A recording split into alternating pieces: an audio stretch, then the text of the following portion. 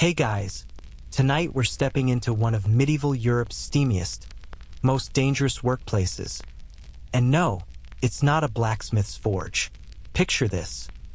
It's barely past 4 in the morning, still pitch black outside, and you're stumbling through muddy streets toward a building that's already belching smoke and strange smells into the cold air. Your hands are raw, your back aches from yesterday's labor, and you know that in about 12 hours, you'll collapse onto a straw mattress wondering how you survived another shift. Welcome to your life as a medieval bathhouse attendant. A job that sounds almost spa-like to modern ears, but was actually a brutal gauntlet of scalding water, aggressive customers, questionable medical procedures, and social stigma that marked you as barely more respectable than the town's brothel workers. You're not just scrubbing backs and folding towels. You're maintaining dangerous heating systems, navigating criminal underworlds, dodging infectious diseases, and trying not to get beaten by both your employers and your clients. So, before you get comfortable, take a moment to like the video and subscribe, but only if you genuinely enjoy what I do here. Drop a comment with where you're watching from and what time it is in your corner of the world. I love seeing this community stretch across time zones. Now, dim the lights. Maybe turn on a fan for that soft background hum. And let's ease into tonight's journey together. The cold slap of pre-dawn air hits your face as you push open the heavy wooden door of your shared room above a tanner's shop. It's sometime around 1450. You're in a mid-sized German town, let's say Nuremberg, and your day as a bathhouse attendant begins long before the sun considers making an appearance. You can hear your roommate, another attendant named Hans, already coughing in the darkness. Everyone in this profession develops that cough eventually. Something about the constant shift between steam-thick air and winter cold that settles into your lungs and never quite leaves. You fumble for your clothes in the dark. A rough wool tunic that's seen better years. Hose that you've darned so many times they're more repair than original fabric. And a leather apron that's perpetually damp and smells faintly of sulfur and sweat. The streets are dangerous at this hour, but you've learned the safe routes. You carry a small cudgel tucked into your belt because night soil collectors, drunks stumbling home from taverns, and the occasional desperate thief all haunt these hours. The bathhouse, your bathhouse, though you own precisely none of it, sits near the city wall, strategically placed close to a water source but far enough from the wealthy merchant quarter that respectable citizens can pretend it doesn't exist except when they're actually using it. As you approach, you can already see the faint glow from the furnace room. Someone on the night maintenance shift has kept the pilot flames alive, but that's about all they've managed. The real work, the brutal physical labor that will leave you drenched in sweat before breakfast, is about to begin. You push through the servant's entrance, never the main door, that's for customers only, and the temperature shift is immediate. The building holds yesterday's heat like a dying ember, and there's that distinctive smell. Wet wood, soap made from animal fat and ash, minerals from the water, and underneath it all, the unavoidable scent of hundreds of unwashed human bodies that have passed through these rooms. Your supervisor, Dietrich, is already in the furnace room, and his expression tells you he's in one of his moods. Dietrich is a former soldier who lost 3 fingers to a French blade and found his way into bathhouse management through some connection you've never quite understood. He rules the attendant staff with the same cheerful brutality he probably used on his military underlings, and being late or lazy around him is a spectacular way to end up with bruises in places your tunic will cover. "About time," he grunts, though you're actually early by most standards. The main boiler's nearly cold, the wood supply is low, and we've got a merchant guild booking the private rooms at 9. That gives you, he makes a show of considering the darkness outside, less than 5 hours to make this place fit for human use. Get moving. Your first task is the most physically demanding, hauling water. The bathhouse has a well in the courtyard, but it's not nearly sufficient for the day's needs. You're part of a rotation that makes trips to the public fountain 3 streets away. carrying wooden buckets suspended from a shoulder yoke. Each trip means navigating increasingly crowded streets as the city wakes up, sloshing water with every step, and trying not to think about how many trips you'll make before noon. The bathhouse goes through an almost incomprehensible amount of water, hundreds of gallons daily, and every drop that isn't drawn from the well has to be carried by people like you. Your shoulders develop permanent calluses where the yoke rests, and there's a particular kind of exhaustion that comes from repetitive carrying that's different from any other kind of tired. Between water runs, you're stoking furnaces. The bathhouse heating system is more complex than most people realize. This isn't just a matter of boiling some water in a pot. You're working with what amounts to a medieval engineering marvel. A hypocaust system adapted from Roman designs that your employer's grandfather supposedly learned about from an Italian merchant. Heat from multiple furnaces travels through channels beneath the floors and behind the walls, warming the rooms indirectly while also heating the large copper boilers that supply the baths themselves. This is brilliant, really, except for the part where maintaining it might kill you. The furnaces demand constant feeding. You're shoveling in wood and charcoal in a rhythm that becomes almost meditative if you don't think too hard about the heat or the smoke or the way the flames sometimes belch back when the flues aren't drawing properly. By the time pale light starts filtering through the high windows, you're already exhausted, and the bathhouse hasn't even opened yet. You've been joined by the other morning attendants. There are usually 6 of you on the early shift, plus Dietrich supervising, plus the specialty workers who'll arrive later. There's Anna, who's been here longer than anyone and knows every shortcut and every way to avoid Dietrich's wrath. There's young Peter, barely 14, who's apprenticed to learn the trade and spends most of his time being ordered around by everyone else. There's Margaretti, who works the women's bathing hours and has a reputation for not tolerating nonsense from handsy customers. And there are a couple of rotating faces, people who wash in and out of the job because they can't hack the conditions or find something marginally better. The preparation work is endless and specific. You're laying out the implements that bathers will expect. Rough cloths for scrubbing, softer linens for drying, wooden buckets and ladles. Soap cakes that you helped make last week by mixing rendered animal fat with wood ash and herbs, pumice stones for smoothing rough skin, combs carved from bone or wood, and various implements whose purposes blur the line between bathing and medical treatment. Every item has its place, and regular customers notice if things aren't arranged properly. You're also setting up the various rooms. The main communal bath where most customers will congregate. The private rooms for wealthy clients who don't want to share water with peasants. The steam room where you'll later spend time pouring water over heated stones to maintain the humidity. And the cooling room where bathers recover afterward. Around 6 o'clock, just as gray morning light makes the streets navigable without torches, you're checking the water temperature in the main bath. This is a learned skill that you've developed through trial, error, and occasionally scalding yourself. The water needs to be hot enough that customers feel they're getting their money's worth, that they're truly soaking away the grime and loosening stiff muscles, but not so hot that someone faints or worse. There's no thermometer, obviously, so you use the traditional method. You strip to your braise, step into the water, and judge. If you can stand it for a slow count of 20 without feeling dizzy, it's about right. Historians still argue whether medieval bathers preferred hotter or cooler water than we do today, with some evidence suggesting they tolerated higher temperatures as a matter of cultural expectation, while others insist the risk of injury kept things moderate. You're also responsible for adding various substances to the water based on customer requests and seasonal availability. Sometimes it's simple herbs, lavender, rosemary, chamomile, that add pleasant scents and supposedly offer healing properties. Sometimes it's more exotic.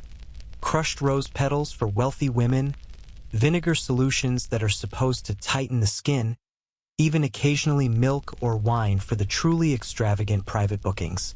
You've heard stories of Roman baths where emperors bathed in ass's milk and other absurdities. And while your bathhouse caters to prosperous burghers rather than royalty, people still have oddly specific demands about their bathing water. There's a regular customer, a cloth merchant's wife, who insists on bathing water that's been steeped with marigold flowers and refuses to enter the water until she's personally smelled it to confirm. You've learned to keep a supply ready during her usual visiting days. The other morning task that everyone dreads is cleaning the bathing rooms from yesterday's final session. Despite your efforts, bathwater gets filthy quickly when it's shared by dozens of people. And while the water gets changed multiple times per day, the surfaces around the baths accumulate a particular kind of grime. Soap scum, shed skin, tracked in mud, spilled drinks. The bathhouse serves wine and beer to bathers, and various bodily fluids that you try not to think about too hard. You're on your knees with a stiff brush and a bucket of clean water, scrubbing the wooden benches and the stone floor around the main bath while trying not to splash yourself more than necessary. It's undignified work, the kind that makes you wonder about the life choices that led you here, but it's also mandatory. A dirty bathhouse gets a reputation quickly, and reputation determines whether you stay employed. By 7:30, you can hear the first customers arriving. They're the early regulars. Craftsmen who want to bathe before their workday begins, older men who've made morning bathing a ritual, and a few dedicated souls who believe that starting the day in hot water is medically beneficial. You're pulling on a cleaner tunic, you keep a spare for customer-facing work, and adopting the deferential posture that's expected of service workers. You're not quite a servant in the household sense, but you're definitely not an equal to the customers. Your job is to be present but unobtrusive, helpful but not overfamiliar, and above all, to remember that the customer is always right even when they're completely wrong. The first crisis of the day hits around 8 o'clock. One of the furnaces isn't drawing properly. Smoke is backing up into the building instead of venting through the flue. You're immediately dispatched to fix it, which means climbing onto the roof with a long pole to check for blockages in the chimney. It's dangerous work, especially on a roof made slippery by morning dew and angled steeply enough that one wrong step means a potentially fatal fall to the courtyard below. You discover a bird's nest lodged in the chimney opening. Happens more often than you'd think, and you're poking it loose while trying not to breathe the smoke pouring out around it.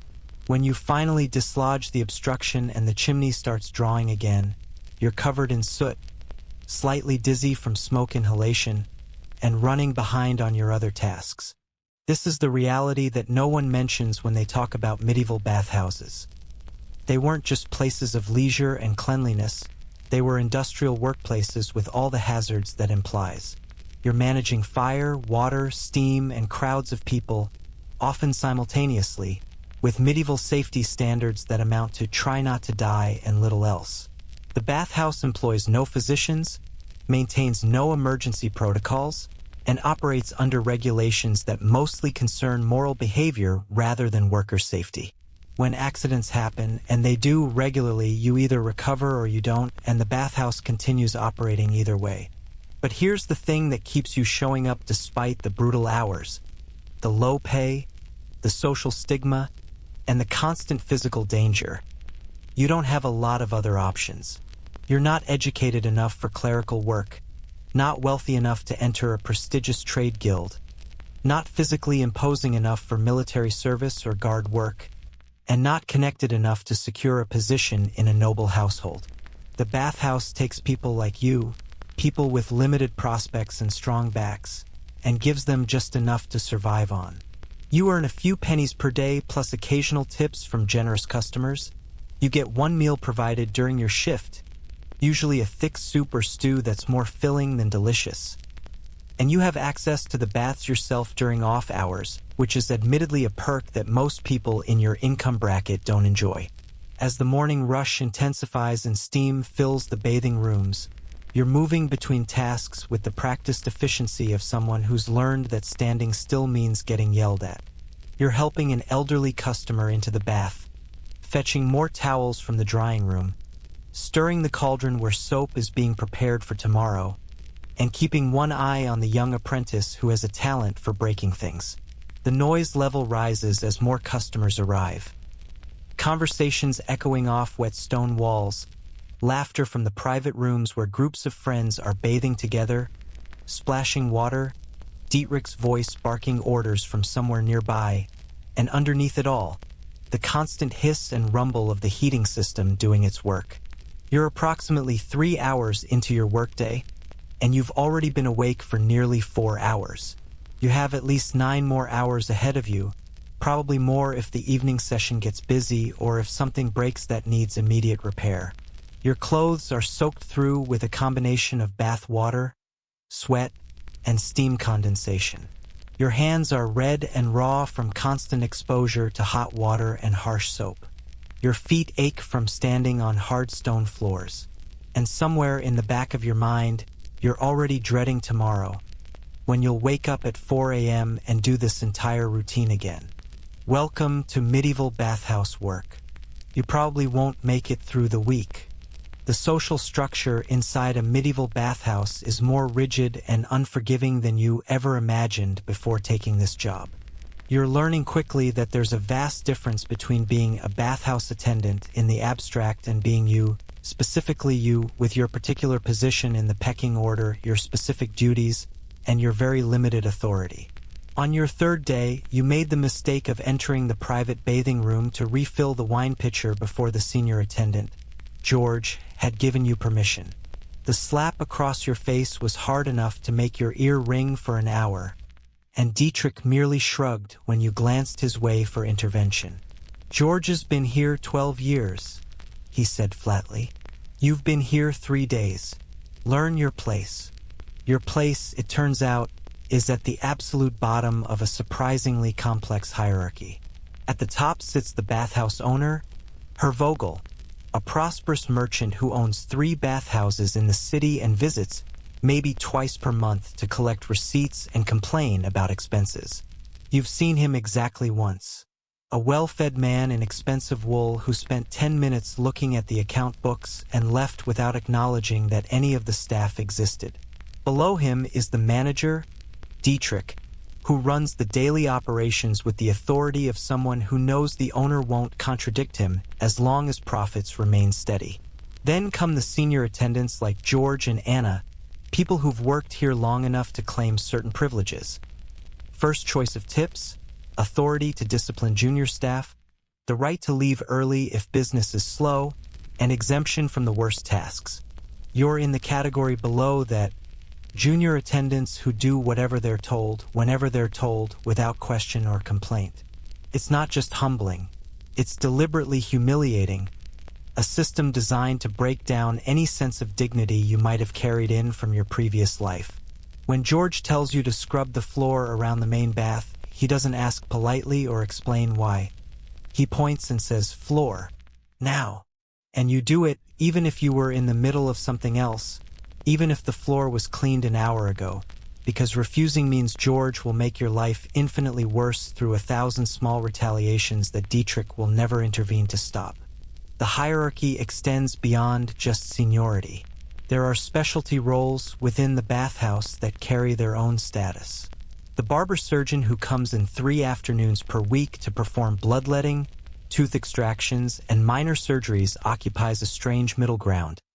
Technically hired help like you, but possessing skills that command respect and significantly higher pay. You're expected to assist him when needed, holding down struggling patients or fetching instruments, but you're also expected to defer to him absolutely. Then there's the bathkeeper who manages the women's hours, Margarethi, who operates semi-independently from Dietrich's authority and maintains iron control over her own staff and customers. Cross-gender interaction among staff is carefully regulated, supposedly for moral reasons, but really because it prevents the kind of workplace alliances that might challenge management. What surprises you most is how this hierarchy plays out in the smallest interactions. You're carrying a bucket of hot water to refill one of the private baths, and you meet George coming the other way in the narrow corridor.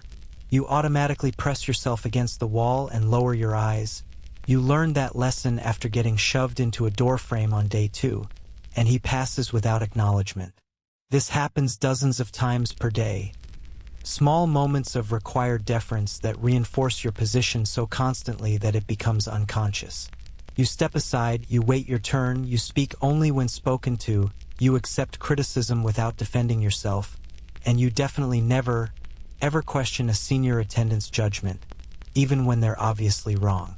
The tip system makes everything worse because it adds financial desperation to the social hierarchy. Customers sometimes give small gratuities to attendants who provide good service. An extra pfennig here, a half penny there, occasionally something more substantial from a very satisfied wealthy client. But these tips don't go to whoever actually served the customer. Instead, there's an elaborate system where George and the other senior attendants claim the best tipping customers as their clients, and junior attendants like you only get tips from customers that the seniors don't want. You spent an entire morning carefully attending to a merchant who seemed pleased with your service, even making conversation and laughing at his jokes, only to have George appear at the end and smoothly collect the tip while you stood there silently fuming. When you tried to protest, quietly, respectfully, after the customer had left, George's response was instructive. "You think you earned that tip. You carried some water and fetched a towel." I maintain the relationship with Herr Kaufman. I remember his preferences. I ensure he's happy enough to return. You're interchangeable. I'm not. When you've been here long enough to build your own client relationships, you can keep your own tips. Until then, you work for wages and whatever scraps I choose to share. He tossed you a single pfennig, roughly a tenth of what the merchant had given him, and walked away. You pocketed it because refusing would have been stupid, but the humiliation burned. The physical discipline is casual and constant. You're not beaten regularly, this isn't torture, but casual violence is an accepted management tool. You move too slowly, someone shoves you to make you hurry. You forget to restock the towels in the cooling room. A cuff to the back of your head helps you remember next time. You accidentally spill water near a customer. You might get slapped hard enough to leave a mark, and you definitely won't get dinner that evening. Historians still argue whether medieval workplace violence was as normalized as the evidence suggests, with some scholars insisting that written complaints indicate it was considered excessive even then, while others point out that most workers simply endured it as an unchangeable reality. The worst part is that you can't retaliate or even effectively complain. Dietrich's attitude is that if you can't handle the discipline, you can leave. There are always desperate people willing to take your position. The city's guild system, which protects craftsmen in more respected trades, doesn't extend to bathhouse workers. You have no contract, no guaranteed wages beyond whatever Dietrich feels like paying, and no recourse if you're treated unfairly. You're what's called an unincorporated laborer, which is medieval terminology for, we can do whatever we want to you. The only real protection you have is that Dietrich needs a full staff to keep the bathhouse operating, so he won't push things so far that everyone quits simultaneously, but that's a pretty low bar for acceptable treatment. There are unwritten rules that govern every interaction, and you're learning them through painful trial and error. Never make eye contact with customers unless they address you directly. Never sit down where customers can see you, even during slow periods when you've been on your feet for 8 hours. Never eat your meal in the main rooms. There's a tiny storage area where staff are supposed to bolt down their food in 5 minutes before returning to work. Never express an opinion about anything, whether it's politics, religion, or what temperature the bath water should be. Never appear to be friendly with customers in a way that might suggest equality. Never correct a customer's misconception, even when they're wildly wrong about something. Your role is to be a human tool, present when needed, invisible when not, and entirely without personality or agency. The gender dynamics add another layer of complexity. The bathhouse operates separate hours for men and women. Men bathe from dawn until mid-afternoon, women from mid-afternoon until evening, but there's overlap during setup and transition times. You're male, which means you work primarily during men's hours, but you're still in the building during women's hours, and the rules around this are strict and weird. You're not allowed in the women's bathing rooms during their operating hours. Obviously, but you're also not supposed to be seen by female customers during transition times. There's an elaborate dance where male attendants finish their work and retreat to the furnace room or storage areas while female attendants take over. And if you accidentally encounter a female customer in a hallway, you're supposed to immediately face the wall until she passes. This isn't entirely about modesty. It's also about protecting the bathhouse's reputation. Medieval bathhouses occupy a morally suspect position in society, often accused, sometimes accurately, of being fronts for prostitution. Management is paranoid about any interactions that could fuel these accusations, which means male and female staff are kept rigidly separated even though you're often doing identical work. You're aware that Margarethi and her team face their own set of challenges with handsy customers and social stigma, but you're not allowed to discuss it with them or even acknowledge their existence beyond necessary work coordination. The few times you've tried to make friendly conversation with one of the female attendants, older staff members shut it down immediately. Your training, such as it is, consists entirely of being thrown into tasks and figuring them out through observation and failure. There's no formal instruction period, no patient mentor showing you the ropes, no gradual assumption of responsibility. On your first day, George pointed at the furnace and said, "Keep it fed." That was the entirety of your training in maintaining a heating system that could literally explode if mismanaged. You learned by watching, by making mistakes that earned you punishment, and by asking careful questions of Peter, the young apprentice who's only marginally less clueless than you are but has at least been here a few weeks longer. This sink or swim approach means that incompetence is punished but also inevitable. You're expected to already know things you couldn't possibly know. When a customer asked you to prepare a specific herbal mixture for his private bath, and you had to admit you didn't know the recipe, George appeared from nowhere and dressed you down in front of the customer, then spent the next hour assigning you the most degrading tasks he could think of as punishment for making the bathhouse look unprofessional. Never mind that no one had ever taught you the recipes or even told you they existed. You were expected to somehow absorb this knowledge through osmosis or divine inspiration. The social stigma extends beyond the bathhouse walls. You're learning that admitting you work at a bathhouse earns specific reactions from other people. Craftsmen treat you with barely concealed disdain. You're doing work that requires no skill, no training, no guild membership, nothing that marks you as a respectable tradesman. Church-going folk often look away or cross themselves, associating bathhouses with sin and debauchery. Potential romantic interests lose enthusiasm quickly when they learn your profession, because being associated with a bathhouse worker damages their own reputation. Even other low-status workers, day laborers, night soil collectors, street vendors, sometimes act superior because at least they're not working in an establishment that everyone knows hosts illicit activities after hours. You tried making conversation with the baker's apprentice who delivers bread to the bathhouse each morning, hoping to establish some friendly connection in your new neighborhood. He was polite enough until he realized you weren't just delivering something to the bathhouse but actually worked there. His demeanor shifted immediately. Still polite, but distant, with a hurriedness to leave your presence that made your profession crystal clear. You're contaminated by association with the bathhouse's moral ambiguity, and that contamination doesn't wash off when your shift ends.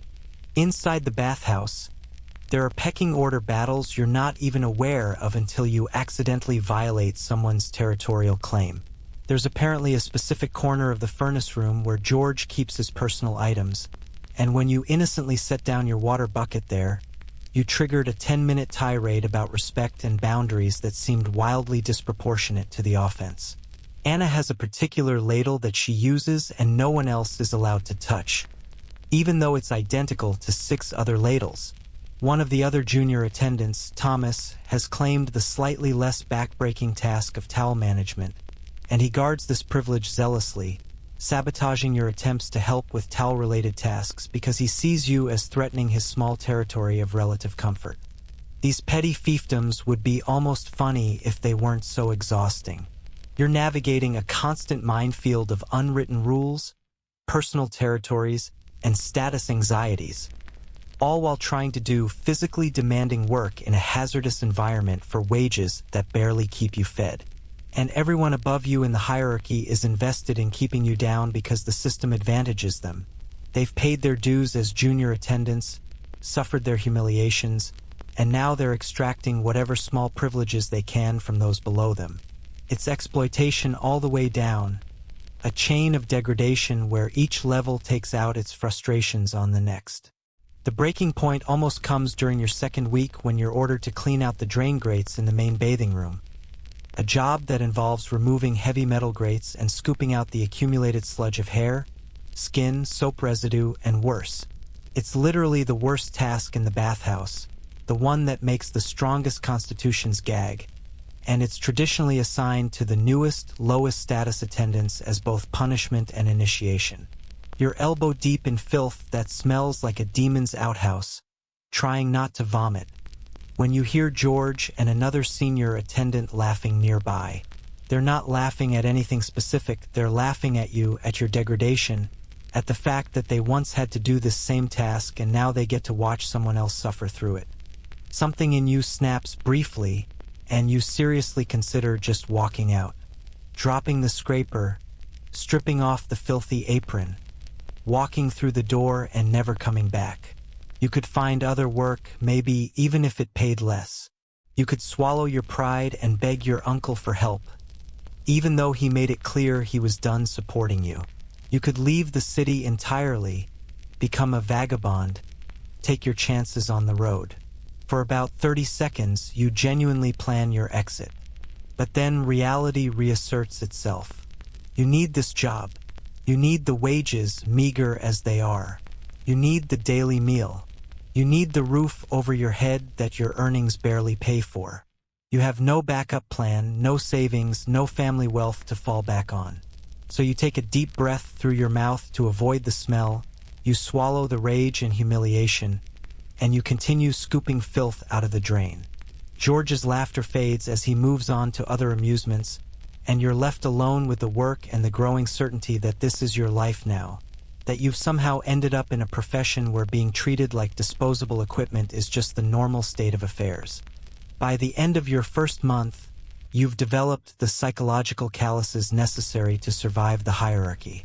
You've learned to make yourself small, to anticipate orders before they're given, to read the moods of your superiors and adjust your behavior accordingly. You've learned which battles are worth fighting, almost none, and which indignities to simply absorb without reaction, almost all of them. You've learned that the fastest way to move up is not through excellence or initiative but through pure attrition, waiting for people above you to quit, get fired, die, or move on, slowly accumulating seniority by default rather than merit. And you've learned that this hierarchy, degrading as it is, serves a purpose for management. By keeping attendants fighting among themselves for scraps of status and tips, Dietrich ensures you're never unified enough to demand better conditions or pay. By making advancement depend on his favor and pure longevity, he keeps everyone desperate to please him and afraid to complain. By normalizing casual violence and humiliation, he creates an environment where the actual wages he pays seem less important than the relative position you occupy in the pecking order. This is brilliantly exploitative, really, and you're trapped in it with no clear exit. You're lying in your shared room late one night, listening to Hans cough in the darkness, and you're doing the math in your head. If you survive, if you don't get fired, don't quit in desperation, don't die in an accident, and if you stay in this profession for years, you might eventually become a senior attendant yourself. You might get to keep tips, order around junior staff, avoid the worst tasks. Is that something to hope for? Is the prospect of eventually getting to exploit someone else really the best future you can imagine? You don't have an answer, and eventually you fall asleep with the question unresolved, knowing that tomorrow morning at 4 a.m., you'll wake up and return to your place at the bottom of the bathhouse hierarchy. Because that's what survival looks like in medieval Europe when you're born without advantages and luck hasn't smiled your way. The physics and engineering that keep a medieval bathhouse operating are vastly more complex and dangerous than you ever imagined. And you're learning this through a combination of observation, near disasters, and occasional moments of genuine terror when the systems you're maintaining threaten to kill you. It's your 4th week on the job when you truly understand what you're dealing with. You're stoking the main furnace, shoveling charcoal into the firebox with the practiced rhythm you've developed, when suddenly there's a sound like a thunderclap and the entire furnace lurches. Superheated water has flashed to steam somewhere in the system, and the pressure wave rattles the metal boiler so violently that you're certain it's about to explode and turn you into scalded meat. The moment passes, the pressure equalizes, the rumbling subsides, but you're left shaking and acutely aware that you're operating industrial machinery with the safety standards of, well, the 15th century. The heating system that you maintain daily is adapted from Roman hypocaust technology, but with medieval modifications that make it simultaneously more efficient and more dangerous. At the heart of it are 3 large furnaces positioned beneath the bathhouse, each one feeding heat through a network of channels. The furnaces themselves are massive structures built from brick and iron, with fireboxes large enough that you can step inside them during cleaning. Assuming they've been cold for at least a full day and you're absolutely certain no one will light them while you're in there. Each furnace burns continuously during operating hours, consuming enormous quantities of wood and charcoal that someone, usually you and the other junior attendants, has to haul from the storage sheds and feed into the hungry mouths of fire at precise intervals. The heat travels through a complex system of flues and channels beneath the floors. Walking through the bathhouse, customers experience pleasantly warm floors and walls without seeing the infrastructure that creates this comfort. Below their feet, heat and smoke channel through carefully constructed passages lined with brick and sealed with a mortar that constantly needs maintenance because the temperature fluctuations cause it to crack. You've crawled through these passages during repairs, squeezing through spaces barely wider than your shoulders, breathing air that's thick with smoke and hot enough to sear your lungs, trying to patch cracks while wondering if you'll find your way back out or get stuck and slowly cook in the darkness. It's one of those tasks that seems impossible until someone orders you to do it, and then you discover reserves of courage, or maybe desperation, you didn't know you possessed. The boilers are what truly terrify you once you understand them. These are massive copper vessels, some of them holding hundreds of gallons of water, suspended over or adjacent to the furnaces. The copper gleams in the firelight, beautiful in a menacing way, and the water inside stays at temperatures that would strip the skin from your bones in seconds. The bathhouse has 6 boilers of various sizes. The large ones for filling the main communal baths, smaller ones for the private rooms, and specialty boilers for particular purposes like heating water for washing floors or preparing herbal infusions. Each one is a potential bomb if mismanaged. The fundamental danger is simple physics that you understand intuitively even if you've never heard of concepts like thermal expansion or steam pressure. Water expands when heated. If you seal a container full of water and heat it, the expanding water, and especially the steam it produces, creates pressure. Enough pressure will rupture the container, sending boiling water and jagged metal flying in all directions. The bathhouse boilers have release valves and overflow pipes precisely to prevent this, but these safety features require constant monitoring and frequent maintenance, and they sometimes fail. You're learning to read the signs of dangerous pressure buildup. There's a particular hissing sound that means the release valves are working properly, venting small amounts of steam to prevent excessive pressure accumulation. If that hissing stops, you need to immediately check whether the valve is blocked. A terrifying task that requires approaching a boiler that might be moments from catastrophic failure and carefully clearing whatever obstruction is preventing proper venting. You use a long hooked rod for this, standing as far back as possible, because when the blockage clears, superheated steam erupts with enough force to strip flesh from bone. Dietrich told you a story, meant as a warning, but also as a way to establish the seriousness of the work, about an attendant 3 years ago who ignored the signs of pressure buildup because he was lazy or inexperienced or just unlucky. The boiler exploded, killing him instantly and severely burning 2 customers who happened to be in the adjacent room. The bathhouse was closed for 2 months while repairs were made and investigations conducted. The attendant's family received no compensation.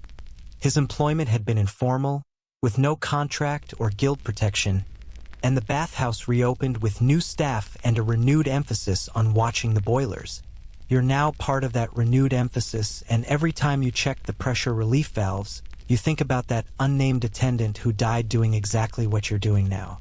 Water management is its own complex challenge involving calculations you're making constantly without consciously thinking about them.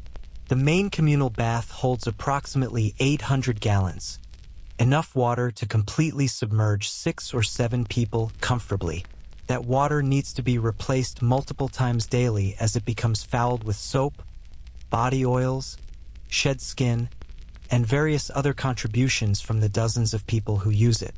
Heating 800 gallons of water from cold to bathable temperature requires a staggering amount of fuel and time. You're learning to time things so that fresh water is heating in the boilers while the current bath water is still in use, allowing for relatively quick changeovers, but the scheduling is intricate and errors are costly. The logistics of moving this much water would be impressive if it weren't so exhausting. There's a system of wooden troughs and ceramic pipes that can move water from the boilers to the baths, gravity-fed in some cases but requiring manual bucketing in others.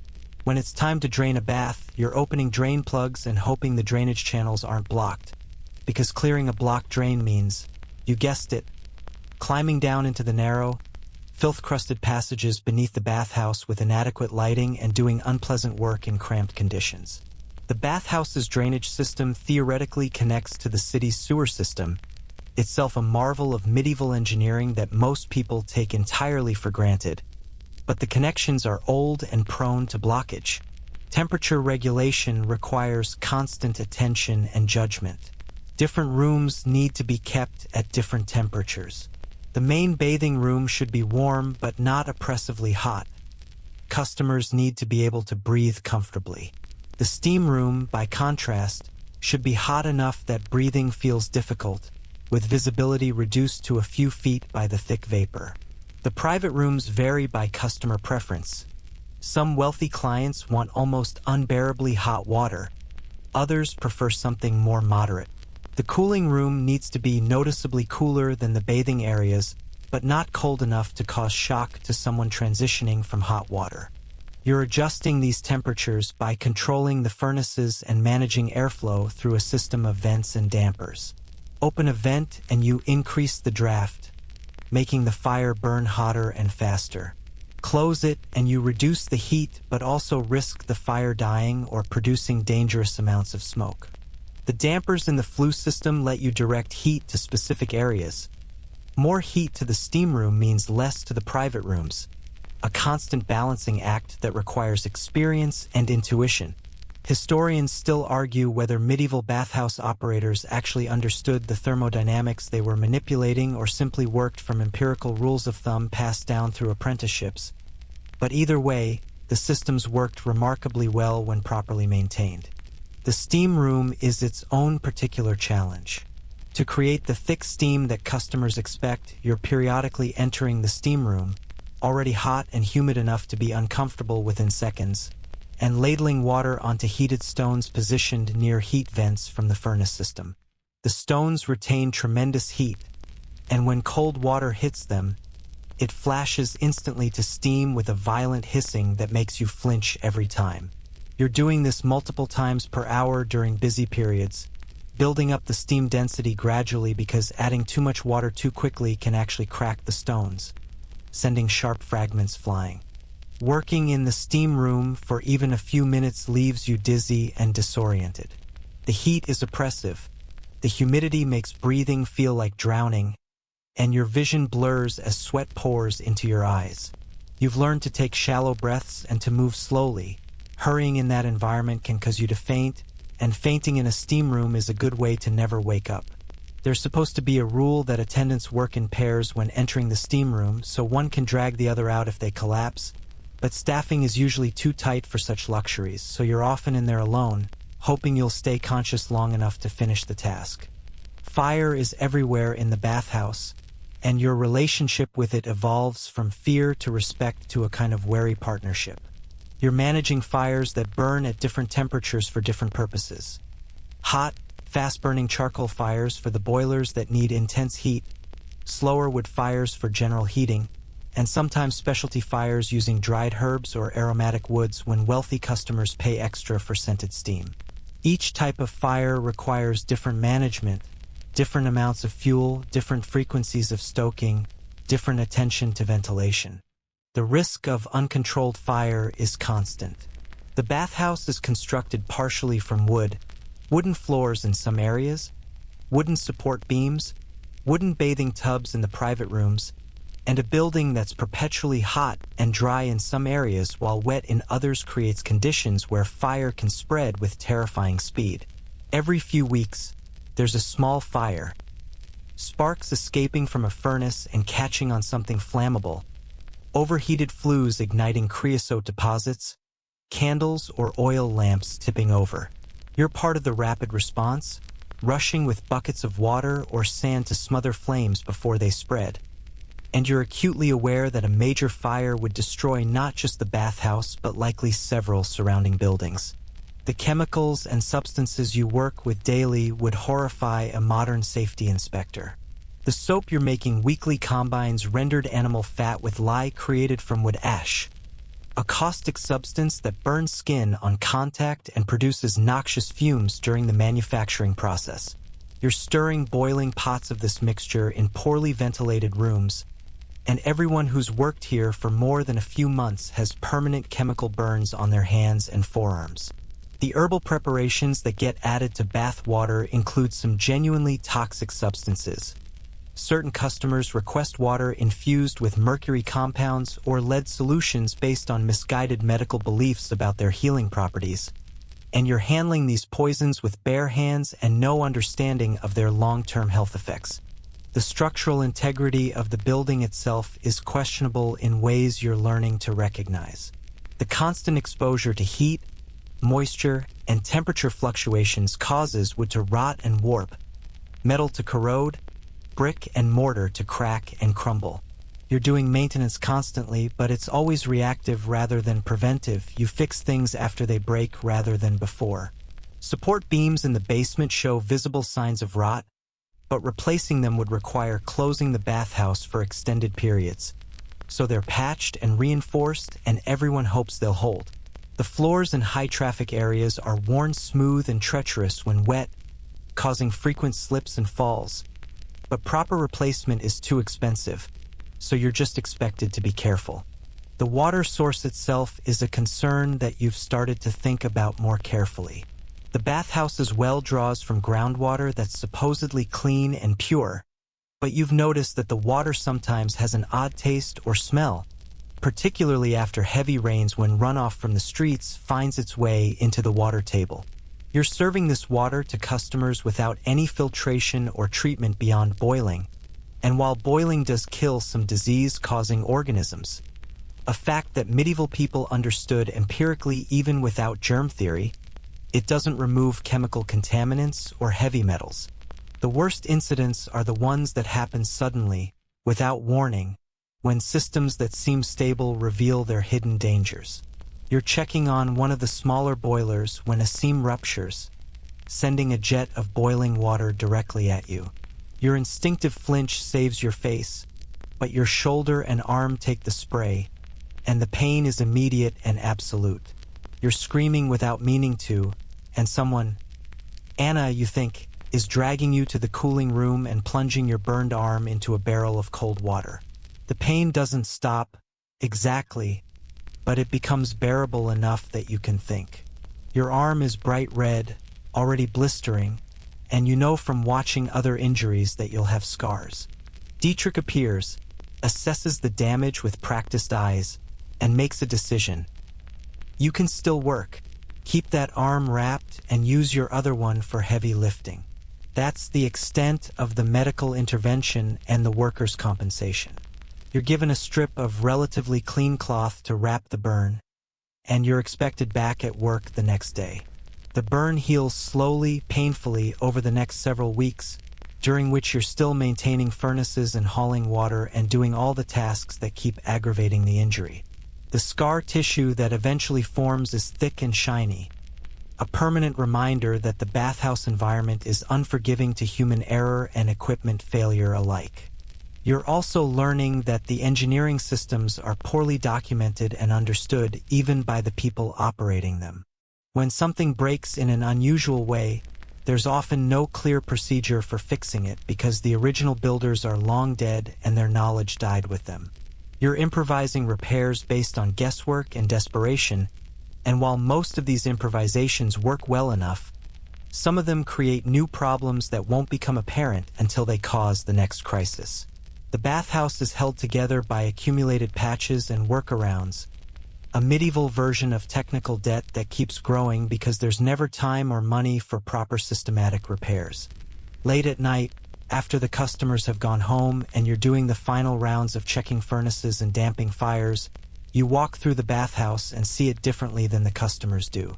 They see a place of comfort and luxury, warm rooms and hot water, and a respite from the filth of daily medieval life.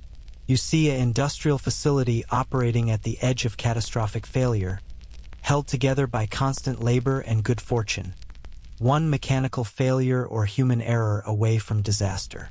You see the cracks in the brick, the corroded pipes, the warped boards, the barely controlled fires, and you wonder how long your luck will hold. The answer, as you're learning, is that it won't hold forever. But until something catastrophic happens, you'll keep showing up, keep maintaining these dangerous systems, keep risking burns and smoke inhalation and crushing injuries, because this is the job and these are the wages and you don't have better options. The customers who pass through the bathhouse doors represent every layer of medieval society, and you're learning that dealing with people is infinitely more challenging than managing fires and water.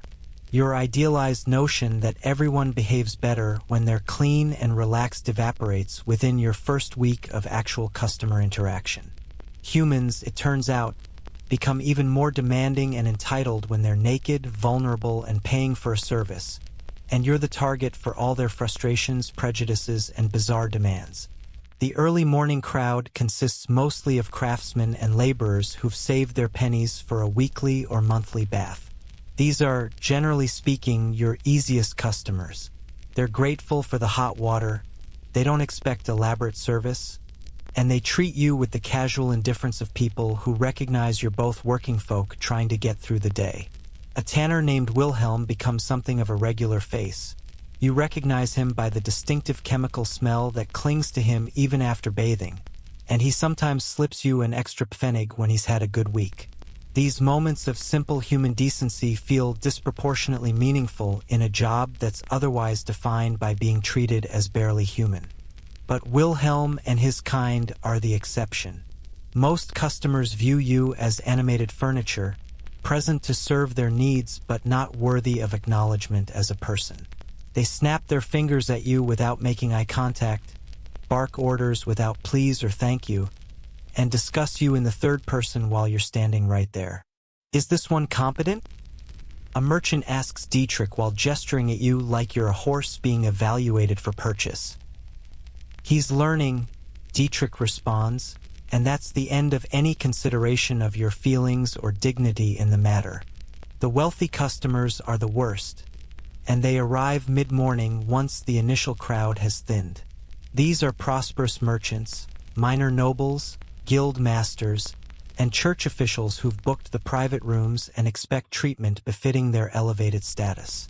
You're quickly learning that wealth doesn't confer class or kindness. If anything, the richer the customer, the more likely they are to treat you with open contempt. A cloth merchant named Richter visits every Thursday, always books the best private room, and has a reputation among the staff for being an absolute nightmare. Your first encounter with Richter is instructive. You're bringing fresh towels to his room, entering quietly after knocking and waiting for permission as you've been taught. Richter is in the wooden bathing tub, surrounded by the luxury appointments that his extra payment provides. Wine in a silver cup, fruits on a wooden platter, candles scenting the air with beeswax rather than tallow. He looks at you with the expression someone might use when discovering dog excrement on their shoe. "You're new," he says, managing to make it sound like an accusation. You nod, place the towels where Anna told you they should go, and turn to leave. "Stop," Richter commands. "The towels are folded incorrectly. Do it again, properly." You look at the towels. They're folded exactly as Anna showed you, exactly as every towel in the bathhouse is folded. But Richter has decided that today he'll amuse himself by making you refold them, so you refold them, and he watches with theatrical disappointment. Still wrong. Again. You refold them. Are you intentionally stupid? Or does it come naturally? Again. You refold them a third time, hands shaking slightly with suppressed rage, and this time he waves dismissively. "That will have to do, I suppose. Tell your supervisor that the help here is deteriorating." You escape the room before your face reveals what you're thinking, and George later tells you that Richter does this to every new attendant. It's a dominance game, a way for him to reassert his superiority over the servant class. The minor nobility are somehow even worse than wealthy merchants because they have titles to go with their money. A man who styles himself Vaughn something, you never catch his full name because people like you aren't important enough to be properly introduced. Visits occasionally with an entourage that treats the bathhouse like their personal playground. They're loud, drunk by mid-morning, and casually cruel to staff. On one memorable occasion, Vaughn whatever deliberately trips you as you're carrying a pitcher of wine, sends it crashing to the floor, then berates you loudly for clumsiness and demands that Dietrich deduct the cost of the wine from your wages. Dietrich does exactly that, and you're out 3 days' pay for an accident that wasn't your fault, because customers are always right and attendants are always disposable. The women customers, who you encountered during the transition periods and occasionally when you're summoned to assist with something during women's hours, present different challenges. Some are perfectly pleasant, grateful for service, modest in their demands, treating you with basic human courtesy. But others wield their status as a weapon in gender-specific ways. A merchant's wife once accused you of looking at her inappropriately when you were literally facing away from her while working on a furnace repair. The accusation alone was dangerous.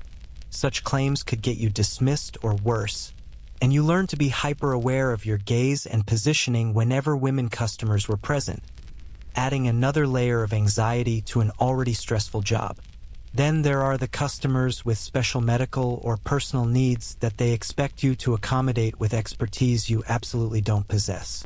An elderly man with terrible skin conditions wants his bath water treated with specific herbs and minerals that he believes will cure him, and he becomes angry when you can't identify some obscure plant he's describing. A woman insists that the water temperature must be precisely as hot as she can tolerate without fainting. Not hotter, not cooler, and you're somehow supposed to determine this measurement without any instruments and without accidentally scalding her. A merchant with gout wants his foot massaged in particular ways that he's heard will ease the inflammation, and you're suddenly expected to be a massage therapist in addition to everything else. The children are their own category of nightmare. Wealthy families sometimes bring children to the bathhouse, and these miniature aristocrats are being raised to view servants as non-entities to be ordered around at will. A 10-year-old boy once demanded that you perform like a trained monkey for his amusement, and when you politely declined, he ran crying to his father that you'd been insolent. His father complained to Dietrich. Dietrich slapped you across the face in front of the family to demonstrate proper discipline, and you had to apologize to a literal child for the crime of not entertaining him. The humiliation of that moment still burns months later. The hygiene levels of incoming customers vary wildly, and you're discovering that medieval standards of cleanliness are context-dependent in ways that test your stomach. Some customers arrive reasonably clean by medieval standards.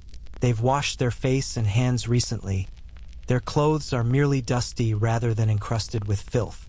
Others arrive in conditions that suggest they haven't bathed in months or possibly years. The smell alone is sometimes enough to make you gag. Body odor amplified by medieval diets heavy in onions and fermented foods, rotting teeth, infected wounds, clothes soaked in sweat and worse, and the distinctive reek of various professions like tanning, butchering, or dung collection that no amount of bathing can completely remove. You're expected to serve these customers without any visible reaction to their condition. When a dung collector, a man whose profession involves quite literally shoveling human waste, arrives for his monthly bath, you're bringing him water and towels with the same neutral efficiency you'd show a wealthy merchant, even though the smell makes your eyes water and your throat close. The bathhouse is theoretically a place where social hierarchies temporarily dissolve in the shared human need for cleanliness. But in practice, the hierarchies remain rigid and you're at the bottom of all of them. The medical conditions you witness are sometimes horrific. Remember that this is an era before antibiotics, before antiseptics, before any real understanding of disease or infection. Customers arrive with open sores, terrible rashes, missing body parts from accidents or judicial punishment, visible tumors, and infectious diseases that you definitely don't want to catch. A regular customer has leprosy in its early stages. You can see the skin lesions and the beginning of digit loss. And while medieval people understand that leprosy is somehow contagious, they haven't banned him from the bathhouse yet. You're serving him the same water that will be shared with other customers after he leaves, and you're trying not to think too hard about the implications. The lice situation is universal and constant. Nearly everyone has lice, from the wealthiest merchant to the poorest laborer. It's so common that it's barely considered a hygiene failing, more like an unavoidable fact of medieval life. But watching lice crawl through someone's hair while they're sitting in the bathwater you'll be serving to the next customer is deeply unpleasant. And you're acutely aware that you've probably contracted lice yourself by now.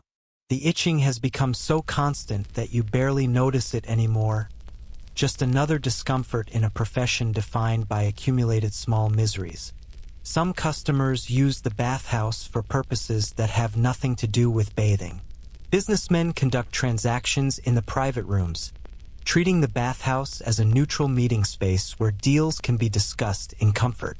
You're not supposed to listen to these conversations, but you're also frequently in and out of the rooms bringing wine or stoking fires, so you hear fragments of negotiations about wool shipments, property transfers, marriage arrangements, and occasionally things that sound distinctly illegal. Historians still argue whether medieval bathhouses were genuinely centers of commerce and social networking, or if this reputation is exaggerated in the sources.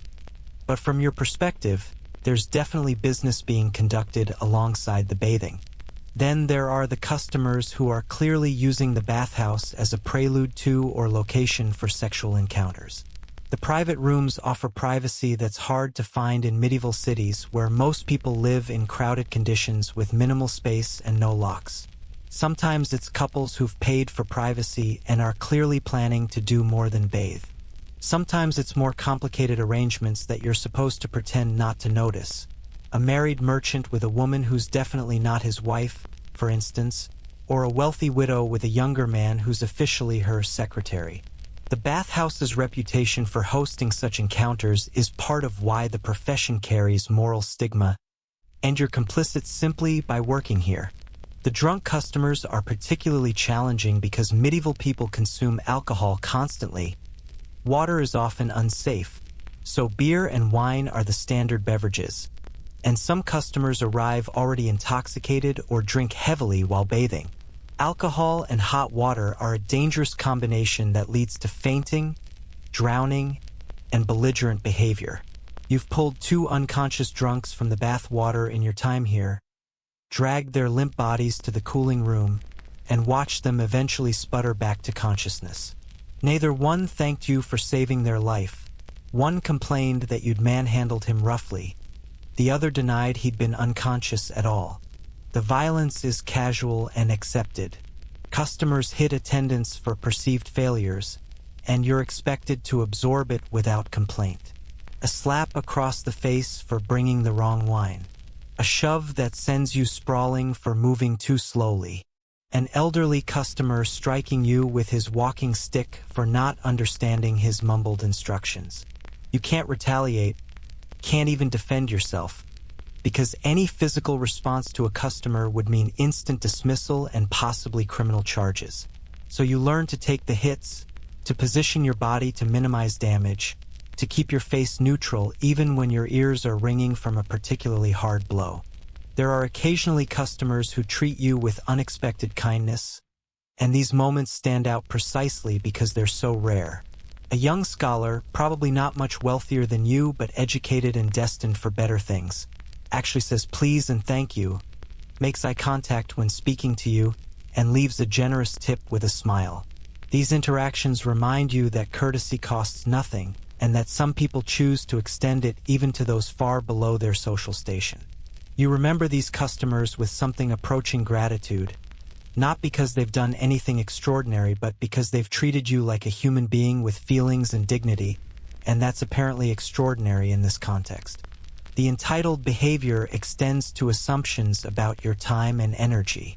Customers will keep you standing in their private room for extended periods, not because they need anything, but because dismissing you would require acknowledging your existence as something other than animated furniture. You're standing against the wall, trying not to sway with exhaustion, while a merchant slowly eats fruits and discusses politics with his bathing companion, and neither of them considers that you might have other tasks or that standing motionless for an hour is physically taxing. By the end of each day, you're emotionally exhausted in ways that are harder to quantify than the physical tiredness. You've been ordered around, insulted, ignored, occasionally hit, and consistently treated as less than human by people who consider themselves good, moral, upright citizens. You've smiled politely at jokes made at your expense, apologized for things that weren't your fault, and maintained a facade of deference that hides the contempt you're developing for a system that treats service workers as disposable and unworthy of basic respect. Late at night, back in your shared room, Hans asks you a question that's clearly been on his mind. Do you ever want to just tell them all to go to hell? The customers, just once, to speak your actual mind. You consider this carefully, because even between fellow attendants, such thoughts border on dangerous. Every day, you finally admit, but then I think about eating, and I keep my mouth shut. Hans laughs, a bitter sound that turns into his chronic cough, and you both understand the unspoken truth. Your dignity is a luxury you literally cannot afford. The medical procedures you're expected to assist with, and sometimes perform yourself, would be considered criminal assault in any modern context. But here in the 15th century bathhouse, they're just another part of the job description. You first realize the full scope of this responsibility during your second month, when George hands you a leather case containing metal instruments and says casually, "Barber surgeon's not coming today. You'll handle the bloodletting for her Bauman." You stare at him, certain this is some kind of test or joke, but his expression is completely serious. "I don't know how to do bloodletting," you protest weakly. George shrugs with the indifference of someone who's sent many attendants to perform tasks they're unqualified for. Cut the vein, collect the blood in a bowl, bandage when he says stop.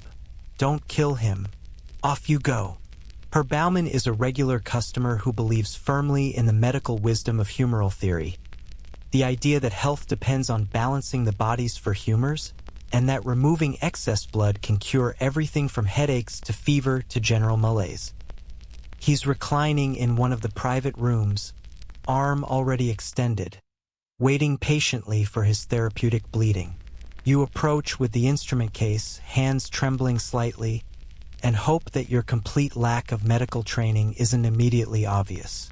The lancet, a small, sharp blade specifically designed for opening veins, gleams in the candlelight with a menace that seems disproportionate to its size. You've watched the actual barber surgeon perform this procedure a few times, so you have a rough idea of the mechanics.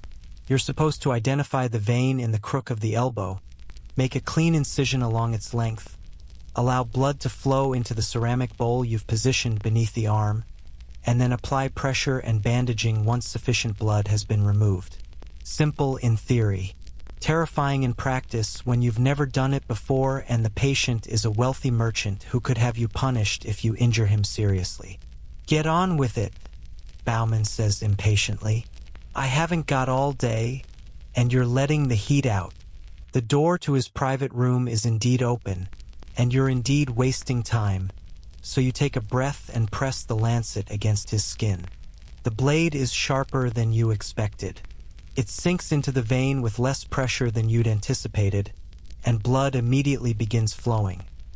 Not spurting dramatically but flowing steadily, almost black in the dim light, splashing into the bowl with a sound that makes your stomach clench. Bauman watches dispassionately, occasionally instructing you to adjust the angle of his arm to increase flow. You're watching the bowl fill, trying to judge when it's enough, acutely aware that you have no actual idea how much blood is safe to remove. Too little and Bauman will complain that you're incompetent. Too much and he might faint or worse, and you'll be blamed for that too.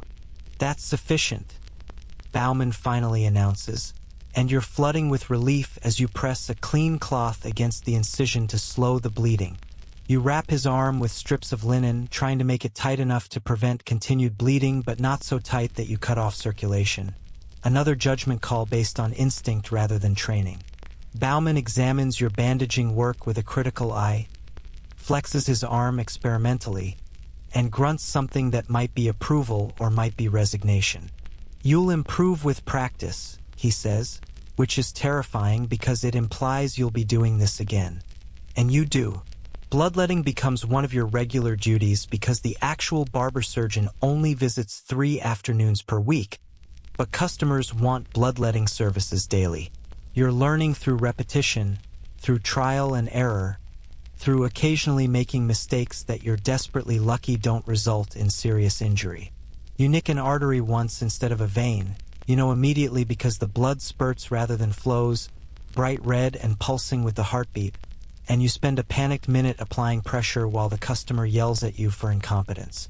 The bleeding eventually stops, the customer survives, and you add this to your growing collection of near disasters that somehow didn't end in catastrophe. The tooth extractions are worse. Medieval dentistry consists almost entirely of pulling out problem teeth with pliers.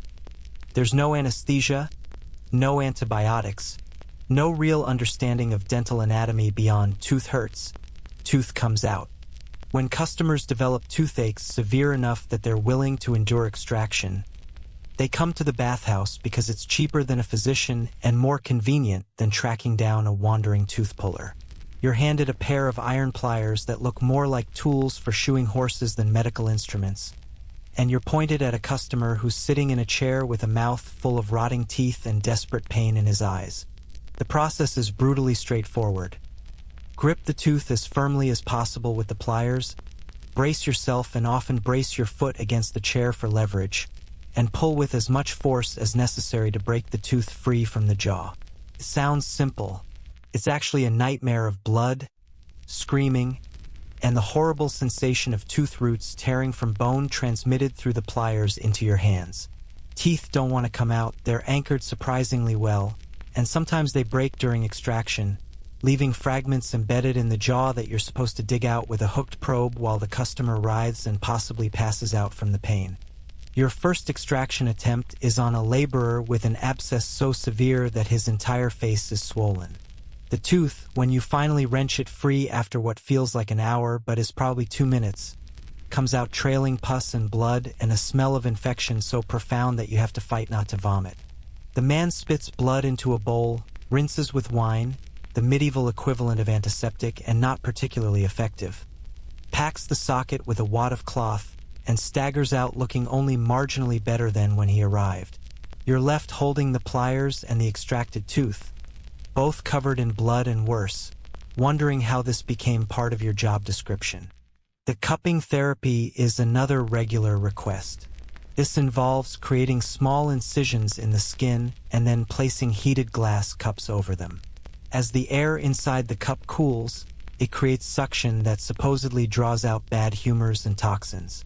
You're heating the cups by holding them briefly over a candle flame, making small cuts with a lancet, applying the cups, and watching as they fill with blood and fluid drawn from the wounds. It looks medieval and barbaric because it is medieval and barbaric, but customers swear by its effectiveness for treating everything from back pain to respiratory problems. Historians still argue whether these practices had any actual medical benefit or were pure placebo, but from your perspective, you're just trying to avoid causing infections or scarring customers badly enough that they complain. Wound care falls to you more often than it should. Customers arrive with injuries, cuts from accidents, burns from their trades, infected scratches that have gone septic, and they expect treatment as part of the bathhouse service. You're cleaning wounds with wine or vinegar, applying poultices made from herbs whose properties you understand only vaguely, and wrapping injuries with whatever clean cloth is available. The poultices are made according to recipes that Anna knows. Bread mold for certain infections, which actually works because of naturally occurring penicillin, though nobody understands why. Honey for burns, antibacterial properties, again not understood. Various herb mixtures for different ailments based on medical theories that are mostly wrong but occasionally effective by accident. You develop a particular dread of the phrase, "Can you look at this?" coming from a customer, because it usually precedes being shown something medical that you're completely unqualified to evaluate. Mysterious rashes, unusual lumps, discharges from body parts, wounds that aren't healing properly, swellings that might be infections or might be tumors. You're supposed to offer some kind of assessment and recommendation despite having zero medical training, because admitting ignorance would undermine customer confidence. So you're making things up, drawing on overheard wisdom from the barber surgeon and fragments of medical theory that circulate through medieval culture, hoping that your advice at least won't make things worse. The barber surgeon himself, Master Friedrich, is a complicated figure. He's definitely more skilled than you, with years of experience and some actual training, but he's still operating with medical knowledge that's centuries away from being accurate. He believes firmly in humoral theory, in astrological influences on health, in the healing properties of various substances that range from genuinely helpful to actively poisonous. He performs surgeries in the bathhouse occasionally, removing cysts, setting broken bones, occasionally attempting more ambitious procedures like hernia repairs, and you're expected to assist him by holding down struggling patients, passing instruments, mopping up blood, and generally serving as unskilled medical labor. Watching Friedrich work is educational in a horrifying way. He's confident and decisive, which patients find reassuring, but his confidence is based on theories that are fundamentally wrong. He's balancing humors that don't exist, correcting astrological influences that have no medical relevance, applying treatments that range from ineffective to actively harmful. And yet sometimes his patients improve, either despite his treatments or through sheer luck or because the human body is remarkably resilient. When they improve, it reinforces his belief in his methods. When they die or get worse, he blames the severity of their condition or their failure to follow instructions properly. It's a system that's essentially unfalsifiable, which means it perpetuates despite its fundamental inadequacy. You assist with a surgery once that haunts you for weeks afterward. A customer has a large cyst on his back that's grown to the point of causing constant pain. Friedrich decides to remove it, which means cutting into the customer's back while he's fully conscious. There's no anesthesia except for getting the patient drunk on wine beforehand. Your job is to hold the patient down while Friedrich cuts. The screaming is immediate and sustained. The patient is thrashing despite your best efforts to restrain him and despite two other attendants also holding him. Blood is everywhere. Friedrich is cursing as he tries to work on a moving target. The entire procedure takes maybe 10 minutes but feels eternal, and when it's finally over, you're covered in blood and the patient is semi-conscious and possibly in shock. Friedrich seems satisfied with the outcome. He's removed the cyst, cleaned the wound with wine, and stitched it closed with thread made from sheep gut. "He'll be fine," Friedrich announces with unwarranted confidence. "Keep the wound clean, change the dressing daily, and he'll heal nicely." you're less optimistic, and your pessimism proves warranted when the patient returns a week later with an obviously infected wound. Friedrich treats the infection with additional bloodletting and poultices, and eventually, somehow, the patient survives. Whether he survives because of Friedrich's treatments or despite them is impossible to determine, but Friedrich certainly takes credit for the recovery. The herbal preparations you're mixing and applying are based on a combination of genuine botanical knowledge, complete nonsense, and magical thinking. Willow bark tea for pain relief actually works because it contains salicylic acid, the active ingredient in aspirin, though nobody understands the mechanism. Moldy bread for infections occasionally works because of naturally occurring antibiotics. But you're also preparing remedies involving ground pearls, unicorn horn, actually narwhal tusk, and medically useless, various animal parts chosen for symbolic rather than therapeutic reasons, and substances that are probably just giving patients additional problems on top of their original ailments. There's a regular customer, an old woman named Frau Keller, who comes weekly for treatment of her vapors, a catch-all term for various complaints that probably include anxiety, digestive issues, and general age-related ailments. She swears that bathing in water infused with specific herbs cures her, and she has elaborate instructions about which herbs must be used and in what combinations. You're preparing her special baths according to her specifications, and she does seem to feel better afterward, though whether that's because of the herbs or because hot baths are generally pleasant and relaxing is anyone's guess. The placebo effect is powerful, though that term won't be coined for several more centuries. The most disturbing aspect of your medical duties is the complete absence of hygiene practices. You're moving from patient to patient without washing your hands. You're using the same instruments on multiple people with, at most, a quick wipe on a cloth between uses. You're applying bandages that have been used before and just washed in water. The concept of germs won't be discovered for another 4 centuries, so nobody understands that they're spreading infections through these practices, but you're spreading infections nonetheless.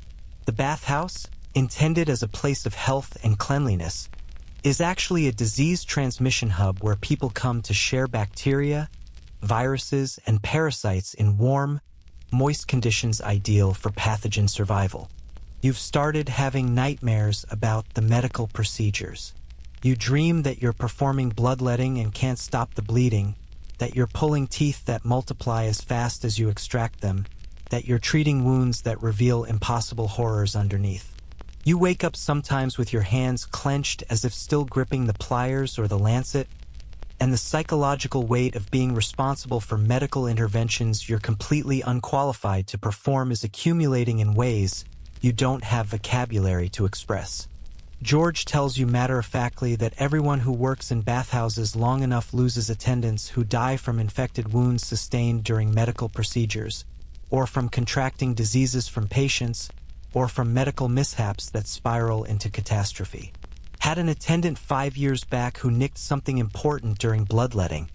He says while you're cleaning instruments after a particularly difficult extraction. Customer bled out right there in the private room. Nothing anyone could do. Owner paid the family some money to keep quiet, and we hired a replacement. He says this with the emotional investment of someone describing replacing a broken tool, and you realize that this is how management views you, as replaceable components in a system that will continue grinding along regardless of individual casualties. Late one evening, after most customers have left, you're sitting in the storage room with Anna, both of you too exhausted to move immediately. How do you live with it? You ask her. The medical things, we're hurting people sometimes. We don't know what we're doing. Anna is quiet for a long moment, and when she finally speaks, her voice is tired in a way that goes beyond physical exhaustion. You learn not to think about it too much. They're going to get their bloodletting and their tooth pulling whether we do it or someone else does. Might as well be us collecting the wages. And sometimes we help, sometimes the treatments actually work. You remember those times and try to forget the rest.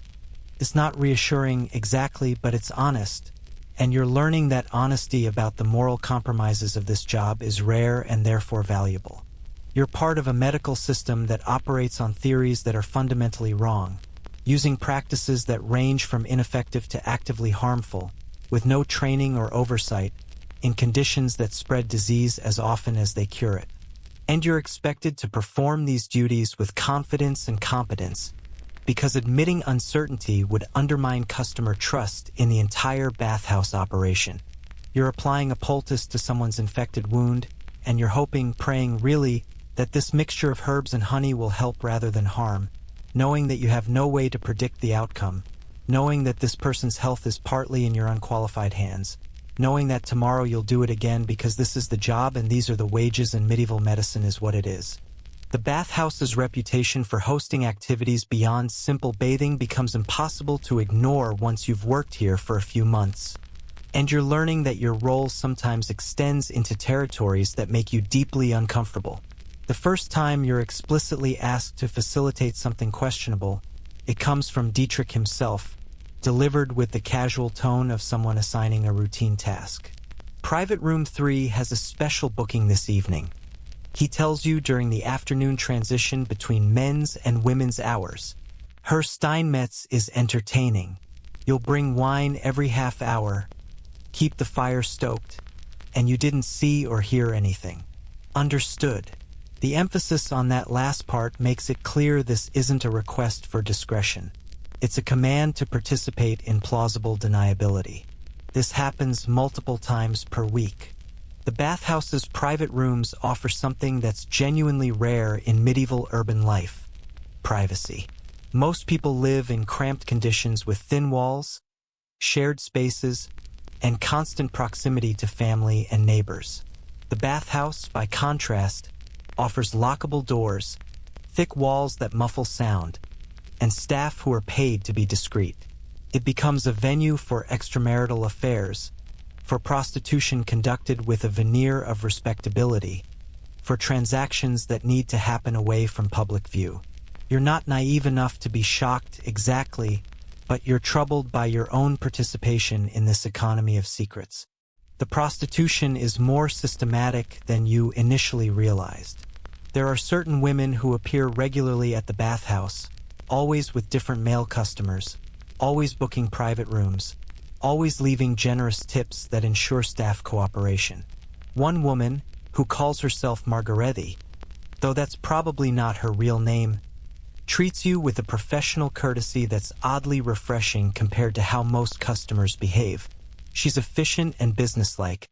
She knows exactly what she wants: wine, warm water for washing afterward, fresh towels, absolute discretion. She tips well, and she never creates problems. She's also operating in a legal gray area that could get her arrested if the wrong city officials decided to crack down. And your silence is part of what keeps her safe. You ask Anna about this once, carefully, because you're still not sure what's safe to discuss openly. The prostitutes? She says with a shrug. They've always been part of bathhouse business. Probably always will be. City tolerates it because at least this way it's contained and taxed. The bathhouse pays extra licensing fees for the private rooms, and everyone understands what those fees really cover. Probably cleaner and safer than the streets. She's not wrong exactly, but you're still uncomfortable with being part of an institution that profits from what the church officially condemns as sin. The gambling is another open secret. The main bathing area, especially during evening hours when it's less crowded, sometimes hosts dice games and card games with significant money changing hands. Gambling is technically illegal without city permission, but enforcement is sporadic and often depends on whether someone loses enough money to complain to authorities. You're serving wine to men who are betting wages, sometimes losing in an evening what they earned in a week, while you're supposed to pretend not to notice the dice or the coins stacking up. When fights break out over disputed bets, and they do regularly, you're part of the staff who intervene to break things up before they damage the bathhouse or disturb other customers. The business dealings you overhear range from legitimate to clearly criminal. You're stoking a fire in a private room where two merchants are discussing what sounds like a plan to corner the local grain market by buying up supplies before a predicted shortage. You're bringing wine to a meeting where a minor noble is arranging what sounds suspiciously like tax evasion through creative property transfers. You're cleaning adjacent to conversations about smuggling, about bribing city officials, about guild rules being circumvented through shell companies and fake partnerships. You're not supposed to understand what you're hearing, and you're definitely not supposed to repeat any of it, but you're accumulating knowledge that could be dangerous if you weren't careful to forget it immediately. The most disturbing incidents involve outright coercion. You're bringing towels to a private room when you hear a woman's voice saying no repeatedly, and a man's voice becoming angry. You hesitate outside the door, uncertain what to do. You knock, announce yourself, enter without waiting for permission. A violation of protocol that you're hoping the situation justifies. The man, a wealthy merchant you've served before, is clearly furious at the interruption. The woman, one of the regular prostitutes, looks relieved. "I was just checking if you needed anything." You say quickly, giving her an opportunity to leave if she wants to. "We're fine," the man says coldly. "Get out." But the woman stands up, gathers her things, and walks out with you, and you don't ask questions because you don't want to know the answers. Dietrich calls you into his office the next day. The merchant has complained about your interference. You're expecting punishment, possibly dismissal, but Dietrich surprises you. "The women who work here," he pauses, choosing words carefully, "they're not our employees, but they're under our protection while they're in the building. If you think someone's in danger, you interrupt. But be subtle about it, and never, ever mention any of this outside these walls. It's the closest thing to moral guidance you've received from management, and it's still framed primarily in terms of protecting the bathhouse's reputation rather than protecting people. The drug trade operates quietly but obviously once you know what to look for. Certain customers arrive with small parcels that they pass to other customers in the private rooms or sometimes directly in the bathing areas with minimal effort at concealment. You recognize opium preparations by their distinctive smell. They're actually legal and used medicinally, so this trade isn't necessarily criminal, but the quantities and the secrecy suggest recreational use. There are other substances too, powders and tinctures whose purposes you don't know, changing hands with the same discreet efficiency as the gambling stakes or the prostitution fees. Master Friedrich, the barber surgeon, participates in this economy in ways that blur medical practice and drug dealing. He sells opium preparations, mercury compounds, various herbal concoctions, and other substances to customers who claim medical needs but are clearly using them recreationally or selling them to others. Friedrich maintains plausible deniability by framing everything as legitimate medicine, but you've seen him provide substances to known addicts and accept payment that goes unreported to the bathhouse management. He tips you occasionally to ensure your silence, and you take the tips because refusing would be pointless and possibly dangerous. The blackmail and extortion are subtler but present. You never witness explicit threats, but you hear fragments of conversations that make the dynamics clear. Someone has information about someone else's activities, perhaps observed at the bathhouse, perhaps learned through other means, and that information becomes leverage for business deals, debt forgiveness, political favors. The bathhouse, as a place where people's guards are down and their activities might deviate from public respectability, generates intelligence that has value in medieval urban power structures. You're part of the apparatus that enables this, even if you're not directly participating. There's a city official who visits regularly, always in private rooms, always with young men who are clearly not his relatives or business associates. You understand implicitly that this official's sexual preferences, if publicly known, would destroy him. Medieval society is not tolerant of such things. The bathhouse offers him a space where he can be himself with relative safety, and in exchange, the bathhouse receives favorable treatment from city authorities. You're never told this explicitly, but the pattern becomes obvious. When this official is a regular customer, the bathhouse faces fewer inspections, fewer complaints are taken seriously, licensing renewals happen smoothly. The ethical weight of all this accumulates slowly. You're not directly forcing anyone into prostitution or running the gambling games or facilitating the blackmail, but you're part of the system that makes all of it possible. Your silence is purchased through wages and tips and the implied threat that speaking out would cost you your livelihood. You're learning a particular medieval skill, the ability to witness things without seeing them, to know things without acknowledging you know them, to be simultaneously aware and willfully ignorant as circumstances require. Historians still argue whether medieval bathhouses were genuinely dens of vice or whether their reputation was exaggerated by moralizing churchmen and later Protestant reformers looking for reasons to shut them down. From your perspective inside the system, the answer is complicated. The bathhouse serves legitimate purposes. People do come here primarily to bathe, to socialize, to seek medical treatment. But it also hosts activities that range from morally questionable to outright illegal, and these activities are sufficiently profitable and systematic that they're clearly not accidental or exceptional.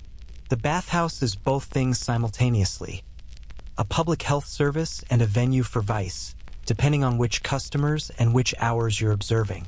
You're serving wine to a group of merchants who are loudly discussing whose wife is most likely to commit adultery, placing bets on the outcomes, laughing uproariously at jokes that would get them in serious trouble if repeated to the wrong people.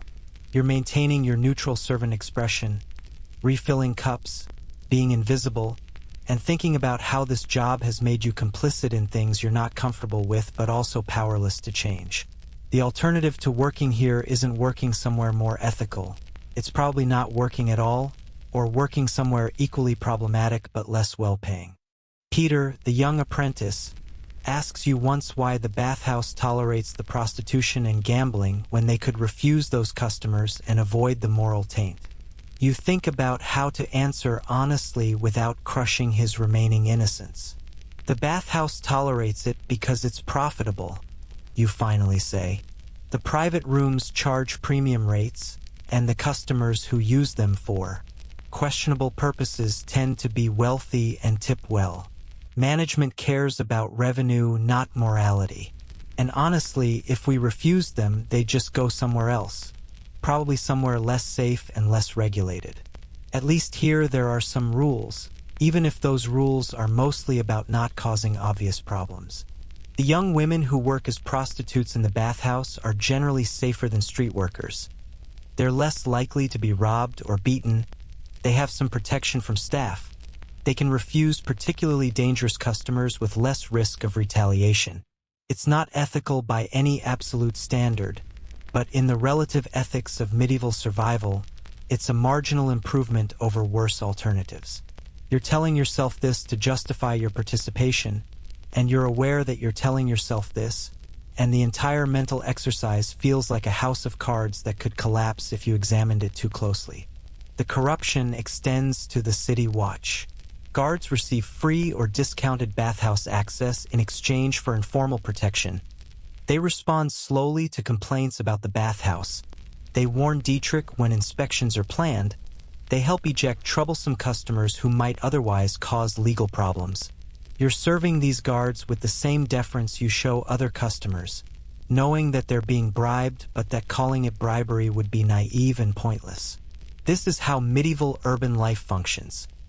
Networks of mutual obligation and strategic tolerance that keep institutions operating despite technically violating various laws and regulations.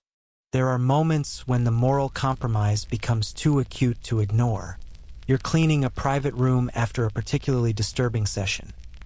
Evidence of violence that stopped just short of anything you could justify reporting. Signs that someone was hurt even if they technically consented or at least didn't resist enough to force intervention. You're scrubbing blood off the floor and wondering at what point your complicity becomes its own form of guilt, and you don't have an answer.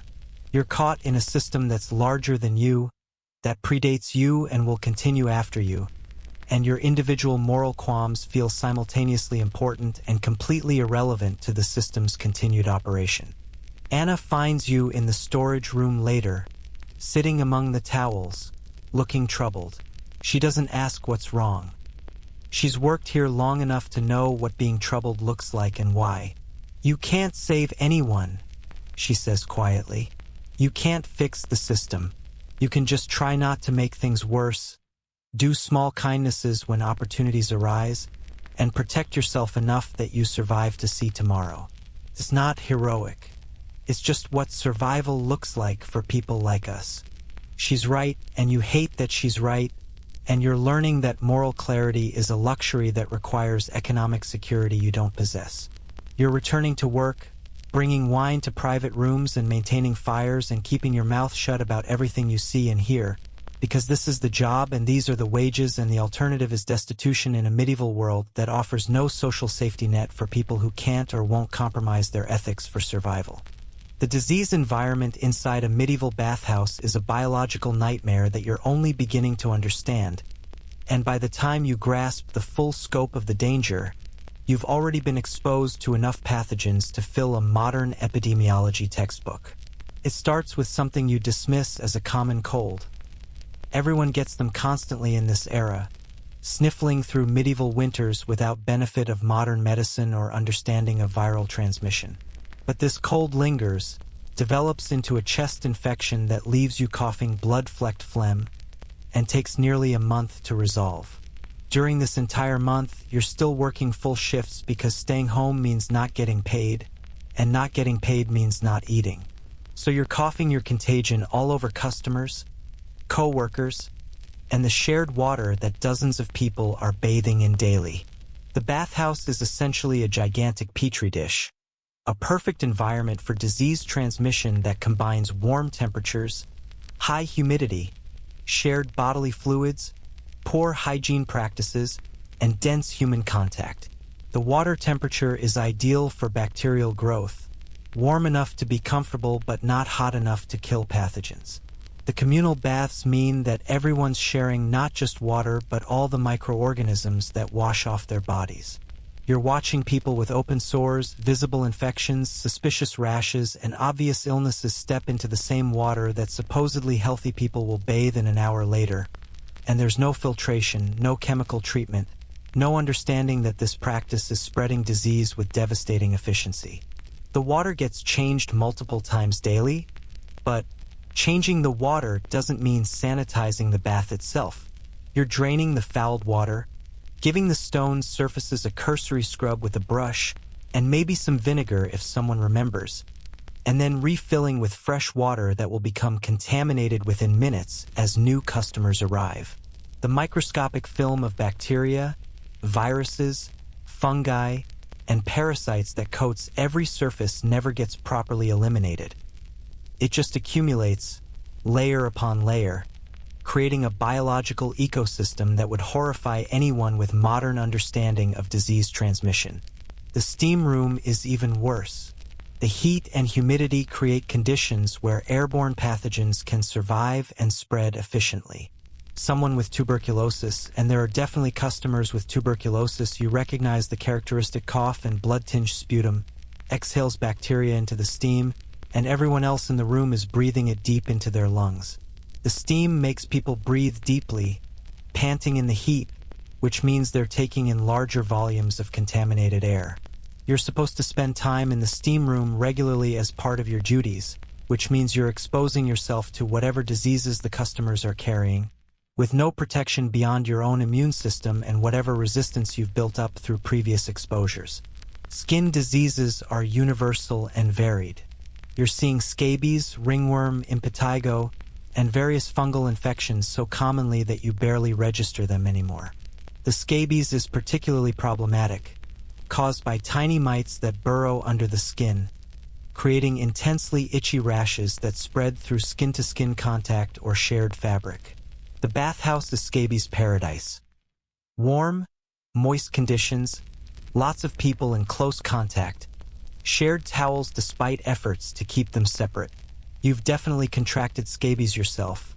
The itching is worst at night, particularly between your fingers and on your wrists, but there's no effective treatment beyond sulfur ointments that may or may not work and smell absolutely terrible. The lice situation evolves from annoying to genuinely problematic. You've got head lice, body lice, and probably pubic lice at this point, a complete infestation that you share with nearly everyone else who works or bathes in the establishment. The lice are vectors for typhus, though you won't understand this connection for several more centuries. Medieval people understand that lice are associated with disease and poverty but don't grasp the mechanism. You're picking lice out of your clothes and hair as a routine daily activity, accepting it as an unavoidable part of life, not realizing that you're playing host to potential epidemic-spreading parasites. The really terrifying diseases show up irregularly but memorably. A customer arrives with the early stages of leprosy. You recognize it now, having seen several cases since starting this job. Leprosy is one of the few diseases that medieval people understand to be contagious, though their understanding of the mechanism is completely wrong. This customer is technically supposed to be banned from public bathhouses, but enforcement is inconsistent, and he's paying, so he's served. You're handling towels and implements he's touched, breathing air he's breathed, probably getting exposed to Mycobacterium leprae, even though the disease is actually much less contagious than medieval people fear. The plague is the specter that haunts every medieval workplace, but especially crowded, unsanitary places like bathhouses. The Black Death that devastated Europe a century before your time killed perhaps a third of the population, and subsequent plague outbreaks occur periodically, sometimes in isolated cases, sometimes in devastating waves. You're terrified of plague in a way that's both rational and somewhat excessive. Yes, it's deadly, but the actual transmission mechanics through flea bites from infected rodents mean that the bathhouse isn't necessarily higher risk than anywhere else in the city. But try telling that to your anxiety when a customer develops suspicious swellings in his armpit and neck, or when someone shows up with the characteristic black discoloration of fingers and toes that gives the disease its terrifying name. The syphilis epidemic is relatively new. The disease apparently emerged or became widespread in Europe within living memory, possibly brought back from the New World by Columbus's crew, though historians still argue about its exact origins and timeline. What's certain is that by your time, it's spreading rapidly, and bathhouses are implicated in the transmission. Syphilis spreads through sexual contact primarily, which means the prostitution happening in the private rooms is an excellent distribution network. But it can also potentially spread through shared bathing water or contaminated towels in its early, highly contagious stages. You're seeing the characteristic genital sores on some customers, seeing the later stage symptoms of systemic infection in others, and having no idea that you're potentially exposing yourself every time you handle laundry or clean the baths. The treatment for syphilis, when customers seek it, is mercury, either applied topically as an ointment or taken internally as a tincture. Mercury is spectacularly toxic, and the treatment is often worse than the disease, but it's the best option available in an era without antibiotics. You're preparing these mercury treatments sometimes, handling the toxic substance with bare hands, breathing its vapors when you heat the ointments, slowly accumulating mercury in your own system through chronic low-level exposure. Mercury poisoning causes neurological damage, kidney failure, and a host of other problems. But these effects develop slowly enough that you don't connect them to the substance you're handling regularly. Dysentery and other gastrointestinal diseases spread through fecal-oral contamination, which is horrifyingly easy in an environment where people aren't washing their hands properly, where shared cups and eating implements are normal, where the water source might be contaminated by sewage. You've had multiple bouts of severe diarrhea since starting this job. Everyone who works in the bathhouse has, it's accepted as normal, and you're losing weight and nutrition each time, weakening your immune system and making you more susceptible to the next infection. The cycle of infection, recovery, and reinfection is relentless, grinding down your health incrementally. The tuberculosis situation is particularly grim because the disease is so common and so contagious and so poorly understood. Medieval people know that consumption, as they call it, is somehow contagious, but they don't understand airborne transmission or the importance of isolation. Customers with active tuberculosis are coughing directly into the communal spaces, sharing eating and drinking vessels, bathing in shared water, and spreading Mycobacterium tuberculosis with impressive efficiency. You're almost certainly infected at this point. Tuberculosis infection rates in medieval urban populations approach 100% in some estimates, though whether you'll develop active disease or remain a latent carrier depends on your immune system and luck. The eye infections are constant and miserable. Conjunctivitis spreads rapidly in the bathhouse environment through shared towels and contaminated water. Your eyes are frequently red, crusty, and painful, weeping discharge that you're wiping away with the same cloths that will later be used by customers. Trachoma, a bacterial eye infection that can cause blindness, is endemic in medieval populations, and the bathhouse is an excellent transmission site. You're watching your coworkers develop vision problems, seeing customers with obviously infected eyes, and hoping your own infections will remain minor and temporary rather than progressing to serious damage. The respiratory infections never completely resolve. You're moving from one cold to another with barely any recovery time between them. Your throat is perpetually sore, your voice hoarse from constant coughing. Your lungs feel heavy and congested most days. The smoke from the furnaces doesn't help. You're inhaling with smoke and coal smoke for hours daily, irritating your respiratory system and making it even more vulnerable to infection. The combination of infectious disease and environmental irritation is creating chronic respiratory problems that will probably shorten your lifespan significantly. The bathhouse management's response to disease is essentially non-existent beyond the most obvious cases. If someone shows up with an active, visible case of a recognized contagious disease like leprosy or plague, they might be turned away, though this depends on whether the doorkeeper recognizes the symptoms and feels empowered to refuse paying customers. For everything else, there's no screening, no isolation, no protective measures beyond whatever folk wisdom suggests might help. Some attendants wear certain herbs around their necks, believing they ward off disease.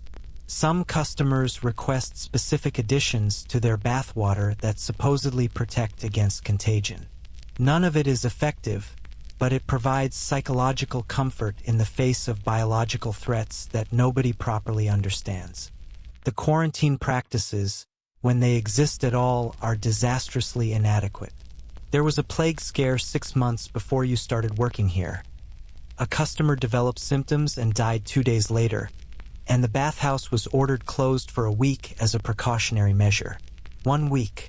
For a disease that can incubate for days and remain contagious for weeks. The bathhouse reopened, everyone returned to work, and if there were additional cases linked to that exposure, nobody connected them officially. The lack of epidemiological understanding means that disease outbreaks are treated as random misfortunes rather than as predictable consequences of risky practices. You develop a respiratory infection that's worse than your usual colds.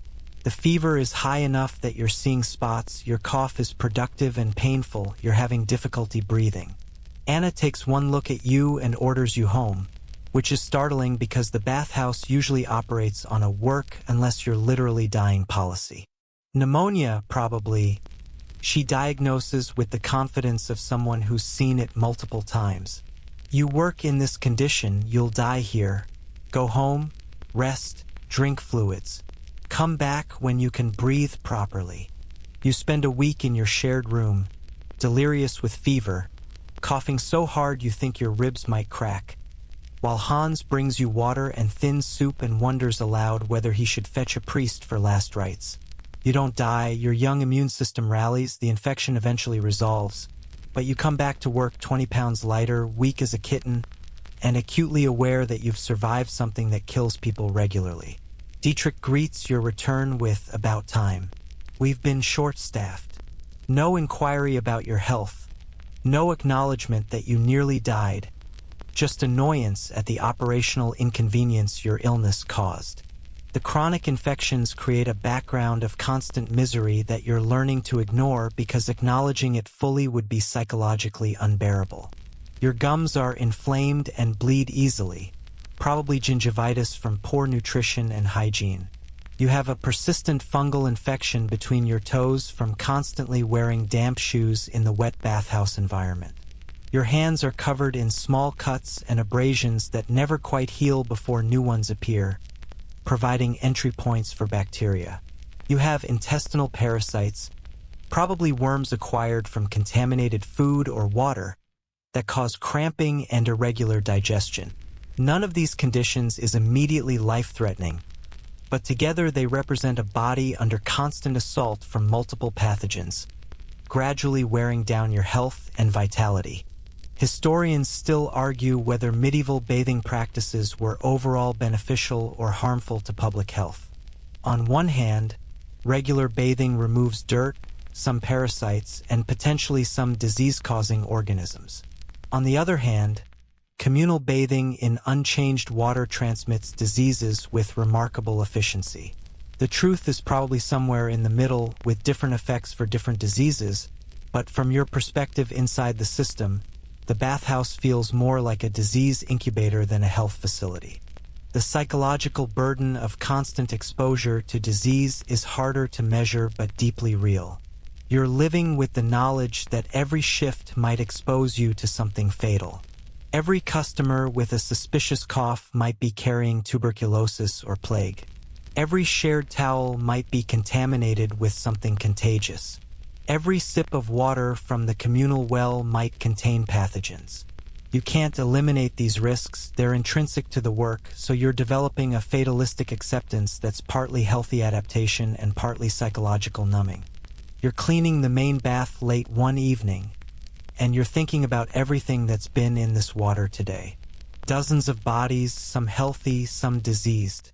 Sweat, urine, feces, blood, pus from infected wounds, discharge from various orifices, shed skin cells by the millions, lice and their eggs, bacteria and viruses and fungi in concentrations that would be measured in scientific notation if anyone had the tools to measure them.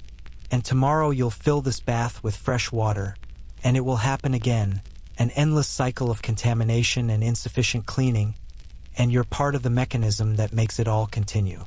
You're scrubbing the stone with a brush and vinegar water, trying to remove the visible film of human residue, knowing that you're barely scratching the surface of the actual contamination, wondering how many years you can do this work before something gets you. Plague or tuberculosis or pneumonia or one of the dozens of other diseases circulating through this petri dish of warm, wet humanity.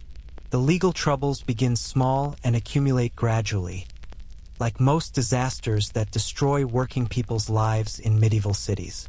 Your first brush with accusations comes during your third month when a customer claims you stole a silver ring he left in the cooling room while he was bathing. You didn't steal anything, you're many things, but you're not stupid enough to steal from customers in a way that would get you immediately caught.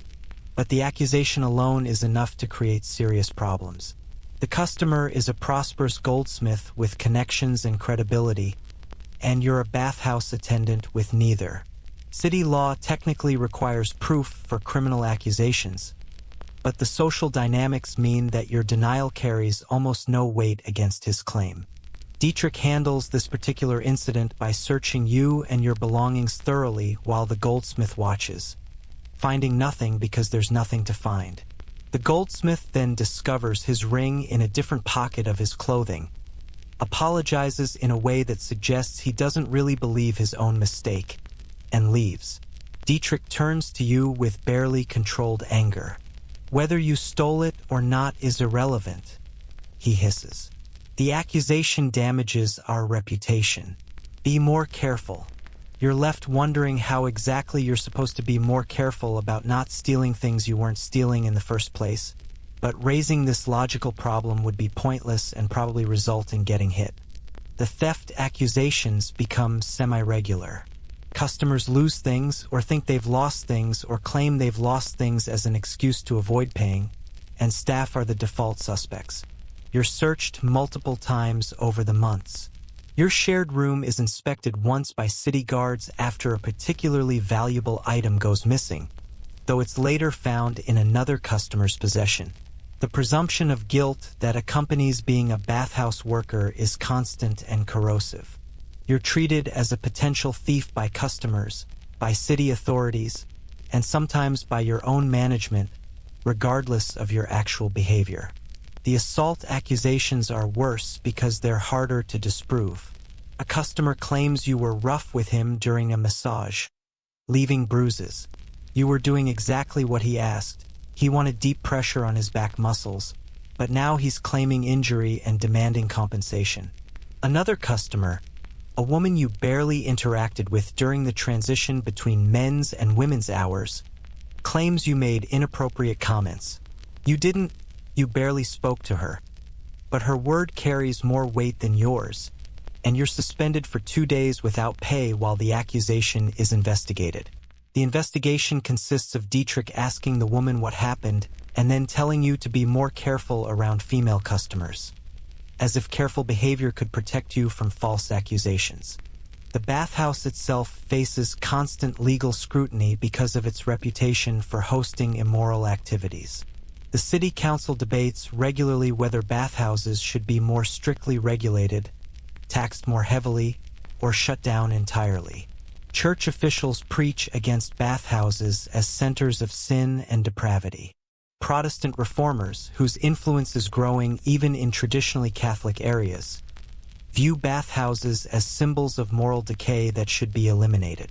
The bathhouse operates in a state of perpetual quasi-legality, tolerated by authorities but never fully legitimate, always vulnerable to crackdowns driven by political or religious motivations. There's a particularly bad month when a prominent church official decides to make public morality his crusade. He delivers sermons condemning bathhouses, files formal complaints with the city council, organizes what amounts to protests outside your bathhouse. Business drops dramatically. Respectable citizens don't want to be seen entering an establishment that's being publicly branded as sinful. The bathhouse responds by temporarily suspending the more obviously immoral activities. The prostitutes are told to stay away, the gambling is shut down, the private rooms are limited to strictly supervised bathing only. These measures are temporary and performative, designed to outlast the church officials' attention span, but they create chaos and dramatically reduce the tips that staff depend on. During this crackdown period, you're working longer hours for less money because the customer volume is down, but the bathhouse still needs to be maintained. The atmosphere is tense and paranoid. Dietrich is constantly worried about inspections, barking at staff to ensure everything appears completely respectable. Any customer behavior that seems questionable gets shut down immediately. You're asked to spy on customers and report anything suspicious, which puts you in the impossible position of being both servant to customers and informant against them. You try to navigate this by reporting only things that are genuinely problematic and obvious, but you're aware that you're still participating in a surveillance system that makes everyone uncomfortable. The legal status of bathhouse workers themselves is precarious. You're not part of any guild, which means you have no collective bargaining power and no legal protections that guild members enjoy. You're employed informally. There's no written contract, no guaranteed wages, no job security beyond management's daily whims. This makes you vulnerable to all sorts of exploitation and abuse with minimal recourse. If Dietrich decides to fire you without cause, you can't appeal to a guild or demand compensation. If you're injured at work, there's no requirement that the bathhouse provide medical care or compensation for lost wages. If you're accused of crimes, you can't rely on guild solidarity or collective legal defense. The public perception of bathhouse workers deteriorates over your tenure. What was already a stigmatized profession becomes even more tainted as the moral panic about bathhouses intensifies. You stop mentioning what you do for work when meeting new people because the reactions are uniformly negative. Potential landlords refuse to rent to bathhouse workers, considering them morally questionable and likely to attract legal problems. Shopkeepers sometimes refuse service or charge higher prices. Marriage prospects evaporate when your profession becomes known. No respectable family wants their daughter associated with someone who works in an establishment linked to prostitution and vice. The city implements new regulations specifically targeting bathhouses, and each new rule makes your job harder. Bathhouses must now close by 10 o'clock in the evening rather than midnight, reducing evening business. Private rooms must have windows that can't be fully covered, reducing privacy and making the rooms less attractive to customers paying for discretion. Bathhouses must maintain detailed customer logs that can be inspected by authorities, creating administrative burdens and making customers nervous about leaving records of their attendance. Male and female staff must work completely separate shifts with no overlap, creating scheduling complications and requiring the bathhouse to hire additional workers at precisely the time when revenue is declining. You're personally caught in a legal incident that terrifies you more than anything else so far. A fight breaks out in the main bathing area between two customers who've been drinking and gambling. You're trying to separate them when one of them swings wildly and hits you in the face, breaking your nose with an audible crack. You're bleeding profusely, in considerable pain, and the fight continues until other attendants help restrain the combatants. The city guard is called, statements are taken, and suddenly you're involved in a legal proceeding as a witness and injured party. The legal process is Byzantine and expensive. You have to appear before a magistrate to give testimony, which means missing work and therefore wages. The man who hit you is a journeyman carpenter with guild backing and some resources. His defense is that you attacked him and he was defending himself, a complete lie but one that his guild is willing to support. Your counter-testimony is detailed and accurate, but you're a bathhouse attendant with no guild and no social credibility. The magistrate essentially splits the difference. The carpenter is fined a small amount for disturbing the peace. You receive no compensation for your broken nose or lost wages, and both parties are warned about future conduct. This is medieval justice for working people, expensive, slow, biased toward those with social standing, and ultimately unsatisfying for everyone except perhaps the city officials collecting fines. Your nose heals crooked, affecting your breathing permanently, and you've learned that seeking legal redress as a bathhouse worker is largely pointless. The system isn't designed to protect people like you. It's designed to maintain social order by placating the powerful and controlling the powerless. The tax situation creates additional problems. The bathhouse owner is supposed to pay various taxes and fees to the city, and when he falls behind or tries to evade these obligations, the consequences trickle down to staff. There's a period where the city threatens to seize the bathhouse for back taxes, which would mean immediate unemployment for all staff. The crisis is eventually resolved through negotiations you're not privy to, probably involving bribes and political favors, but the uncertainty creates weeks of anxiety where you're working without any guarantee that you'll actually be paid. The licensing system is corrupt and arbitrary. Bathhouses need licenses to operate, and these licenses can be revoked or not renewed based on official policy, personal grudges, or insufficient bribery. Your bathhouse nearly loses its license after a complaint from a neighboring property owner who claims the smoke and noise are intolerable. The complaint is probably motivated by a property value dispute rather than genuine grievance, but it still requires expensive legal maneuvering and payoffs to resolve. Throughout this process, staff live with the uncertainty of potential sudden unemployment, and management responds by cutting costs wherever possible, which means reducing wages and increasing workloads for people like you who have no leverage to resist. Historians still argue whether medieval urban workers actually faced such precarious legal and economic conditions or whether the historical record overrepresents the negative cases, but from your lived experience, the precarity is absolutely real and constant. You're one false accusation away from criminal charges, one injury away from unemployment, one moral panic away from your entire profession being outlawed, one administrative decision away from losing your livelihood. This isn't paranoia. These are realistic assessments based on things you've witnessed or experienced directly. The public scorn intensifies as Protestant reform movements gain influence. A pamphlet circulates through the city condemning bathhouses as dens of iniquity where the devil's work is done, and calling for their complete elimination. The pamphlet includes specific allegations that bathhouses spread disease deliberately, that they're fronts for prostitution and sodomy, that they corrupt youth and destroy families, that staff are complicit in sin and should be driven from respectable society. You read this pamphlet. Someone has left it in the bathhouse, perhaps as intimidation, and recognized that the author's vision, if implemented, would make you and everyone you work with unemployed and possibly legally persecuted. The legal vulnerability extends to your living situation. Your landlord, learning about the anti-bathhouse sentiment, raises your rent significantly with the explicit explanation that housing bathhouse workers has become riskier and less respectable. You can't afford the increase on your wages, which have been stagnant while costs rise. You're forced to find cheaper accommodation, which means moving to a worse neighborhood with higher crime and worse conditions. Your new room is smaller, damper, colder in winter, and shared with 2 other people instead of 1. This is downward mobility in action, your circumstances degrading not because of your own failures but because of social prejudices against your profession. There's an incident that nearly results in criminal charges.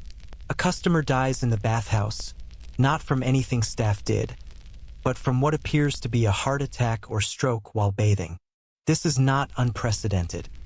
The combination of hot water, steam, and exertion can be dangerous for people with underlying health conditions. But the customer's family is wealthy and influential, and they're looking for someone to blame. They file complaints suggesting the bathhouse was negligent, that the water was too hot, that staff didn't respond quickly enough, that safety procedures were inadequate. An investigation follows, with city officials inspecting the facilities and interrogating staff. You're questioned multiple times about what you observed, what you did, whether you noticed the customer in distress. You're telling the truth. You didn't see anything unusual until the customer was already unconscious. But the investigators seem skeptical. The implication is that staff negligence or incompetence contributed to the death, and if that narrative prevails, criminal charges could follow. The investigation drags on for weeks before finally concluding that the death was from natural causes and no fault can be assigned to the bathhouse. But those weeks of uncertainty, of potentially facing criminal prosecution for simply doing your job when someone died nearby, are psychologically devastating. The reputation damage from this incident is permanent even though the bathhouse was cleared of wrongdoing. The story spreads through the city. Someone died in that bathhouse. The details don't matter to most people. The association between the bathhouse and death is now established in public consciousness. Business declines further. The bathhouse's already precarious financial situation worsens. Staff face more hostile treatment from the public. You're walking through the market and someone recognizes you as working at that bathhouse where the man died. And their expression of disgust and avoidance is visceral. The cumulative effect of all this legal pressure, public scorn, moral panic, and economic precarity is that you're constantly anxious and looking over your shoulder. You're careful about everything, how you interact with customers, what you say, where you're seen, who you associate with, because any misstep could trigger accusations or problems that you lack the resources and social standing to defend against. You're living in a state of low-grade perpetual stress, always aware that your position is vulnerable and that forces beyond your control could destroy your livelihood at any moment. Late one night, you're sitting with Anna and Hans in a tavern, spending money you probably shouldn't spend on beer that at least provides temporary relief from constant worry. How much longer can this profession last? You ask. The way things are going, they're going to shut down all the bathhouses within a few years. Anna is quiet for a long moment before responding. Probably you're right. The religious people want us gone. The city council is looking for excuses to either shut us down or tax us to death. Respectable society treats us like criminals. We're surviving on momentum and the fact that people still want to bathe. But that won't last forever. It's not comforting, but it's honest. You're working in a dying profession that's being killed by moral panic, public health concerns both rational and irrational, economic changes, and religious reform. Your job isn't just difficult and dangerous. It's also temporary in a way that leaves you no clear path forward. What will you do when the bathhouses close? You have no other skills, no savings, no connections to better employment. The future looks increasingly bleak, and there's nothing you can do except continue showing up, continue working, continue hoping that the end doesn't come before you've figured out an alternative. The death of the bathhouse industry is happening slowly enough that you can watch it unfold, month by month, crisis by crisis, like witnessing a patient dying of a wasting disease that no one knows how to cure. The signs have been accumulating for months, but there's a particular morning when you arrive for work and find the door locked with no explanation. You wait with the other attendants in the cold dawn, wondering if this is finally it, if the bathhouse has closed permanently, until Dietrich arrives an hour late looking haggard and defeated. "We're still open," he announces without preamble. But the owner is considering his options. Keep working, but don't be surprised if things change suddenly. The financial pressure is becoming unsustainable. Customer numbers have declined by perhaps half over the past year as the moral panic intensifies and as changing attitudes about bathing make the entire practice seem less necessary or even dangerous. The wealthy customers who used to book private rooms regularly are staying away, worried about their reputations and perhaps genuinely convinced by the medical arguments that communal bathing spreads disease. The working-class customers who formed the bathhouse's base are dealing with their own economic pressures. Wages stagnant while food prices rise, less disposable income for luxuries like regular bathing. The bathhouse is caught in a vice, declining revenue at the same time that costs for fuel, water, repairs, and now increasingly punitive taxes are rising. The staff reductions begin incrementally. Peter, the young apprentice, is let go first with vague promises that he'll be rehired when business improves. You all know he won't be. Then one of the specialty workers, a woman who managed the herbal preparations and scented waters, is dismissed. Then another junior attendant. Each reduction means more work for those who remain, longer hours, more exhaustion, and the growing certainty that your own dismissal is only a matter of time. The atmosphere becomes desperate and competitive. Attendants who previously cooperated now compete for the diminishing pool of tips and for management's favor, hoping to be among the last to go when the final cuts come. The Protestant Reformation's influence is reshaping attitudes about bathing in ways that would be almost funny if they weren't destroying your livelihood. The Reformers are preaching that excessive concern with bodily cleanliness is a form of vanity and worldliness, that the time and money spent on bathing could be better devoted to prayer and charity, that the bathhouse culture represents Catholic decadence that must be purged. In cities that have officially adopted Protestant reforms, bathhouses are being closed by government order. Your city hasn't gone that far yet. It remains officially Catholic, though with growing Protestant influence, but the ideological pressure is mounting. Even among Catholics, there's increasing sentiment that bathhouses are problematic and perhaps unnecessary. The medical opinion is turning against bathhouses in ways that are partly justified and partly scapegoating. Physicians are correctly observing that bathhouses seem to be associated with disease transmission. They're seeing that plague and syphilis and other illnesses spread through populations that use bathhouses regularly. Their proposed solution is to avoid bathhouses entirely rather than to improve hygiene practices within them. A prominent physician publishes a treatise arguing that opening the pores through hot bathing makes the body more vulnerable to disease, that the shared water is inherently contaminated, that the steam damages the lungs. Some of this is accurate, some is wrong, but all of it contributes to the growing consensus that bathhouses are public health hazards that should be eliminated. The parallel rise of private bathing among wealthy families is eliminating the bathhouse's most profitable customers. Rich merchants and nobles are increasingly installing bathing facilities in their own homes. Copper tubs that can be filled with heated water, private rooms where bathing happens away from public view. This is expensive and requires servants to haul and heat the water, but it offers privacy, cleanliness, and social respectability that public bathhouses can't match. As private bathing becomes a status symbol, using public bathhouses becomes associated with poverty and lack of refinement. The social stigma that always existed intensifies until the bathhouse is firmly established as a lower-class institution that respectable people avoid. Paradoxically, there's also a growing sense that bathing itself is less necessary or even actively harmful. The medieval enthusiasm for bathing that characterized earlier centuries is giving way to a period where many people bathe rarely or never. There are complex reasons for this shift: religious attitudes, medical theories, the practical difficulty of bathing in an era of expensive fuel and limited water access.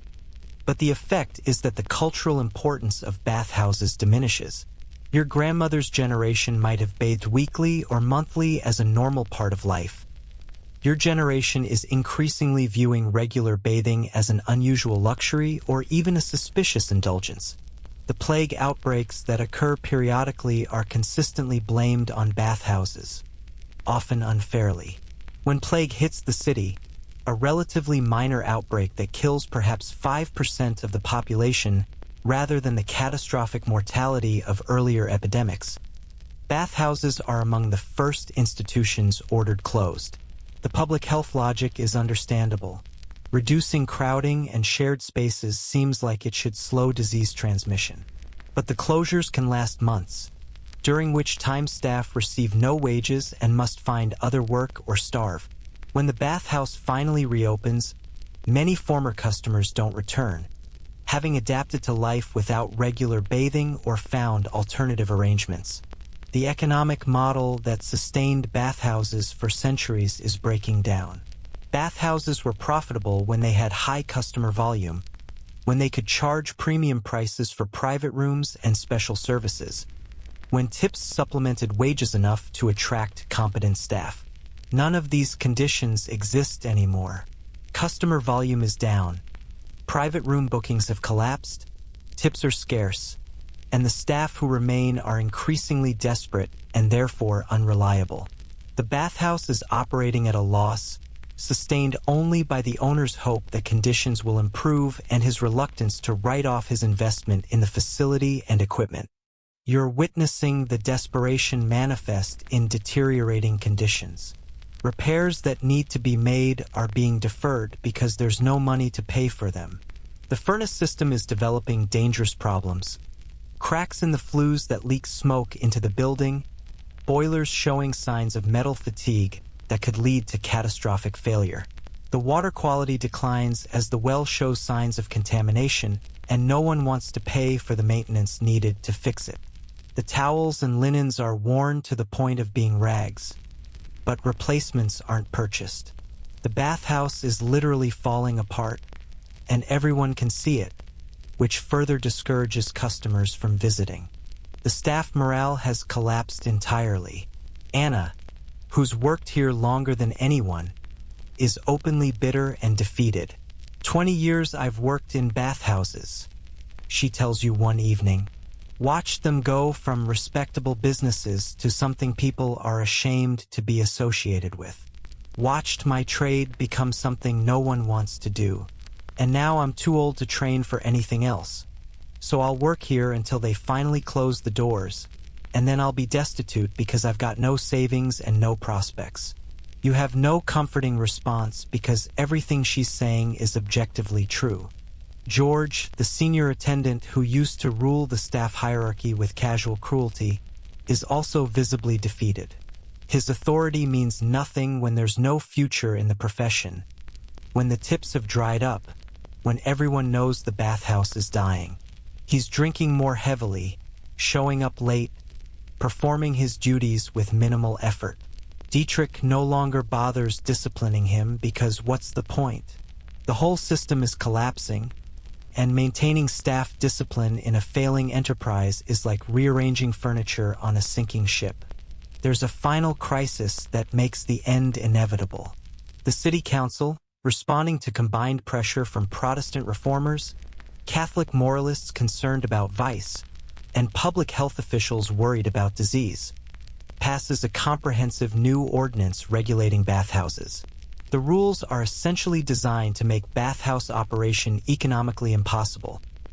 Drastically increased licensing fees, mandatory expensive renovations to meet new health standards, restricted operating hours, requirements for documented customer screening that would drive away the remaining clientele, and prohibition on various services that were never officially sanctioned but were tacitly tolerated and financially important. The bathhouse owner makes the calculation that you all knew was coming. Complying with the new ordinances would require investments that could never be recouped given the declining business. Operating in violation of the ordinances would mean fines, potential criminal charges, and eventual forced closure anyway. The only rational business decision is to close voluntarily before losing even more money. The announcement comes on a Tuesday morning.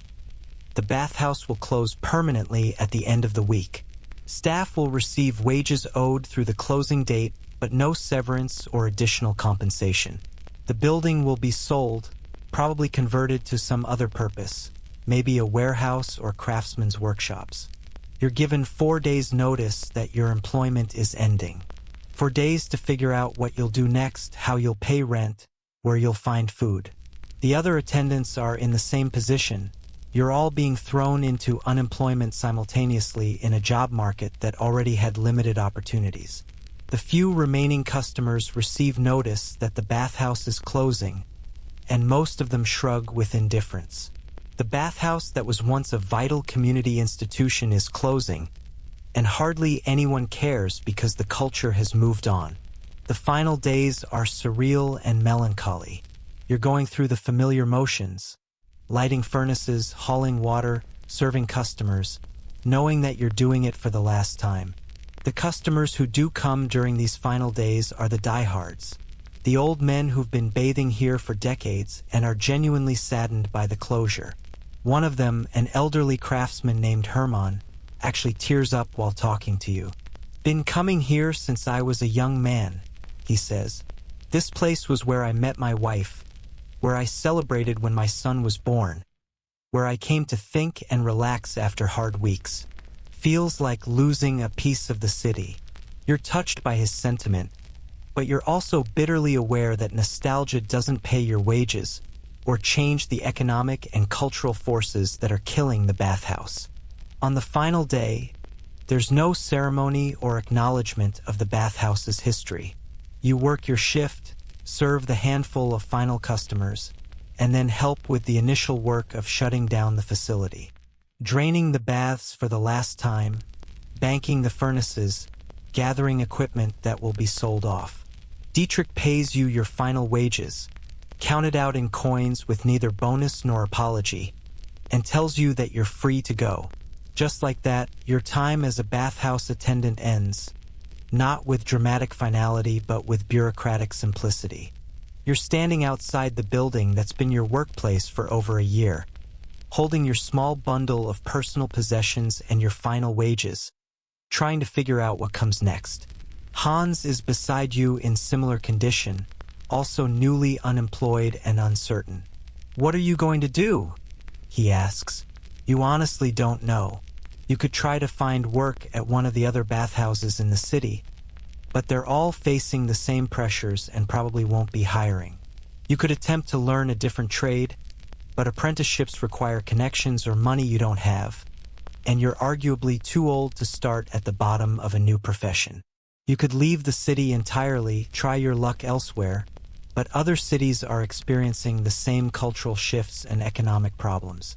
Historians still argue about the exact timeline and causes of the bathhouse industry's decline, with some emphasizing religious factors, others focusing on public health concerns, still others pointing to economic changes or evolving standards of privacy and cleanliness.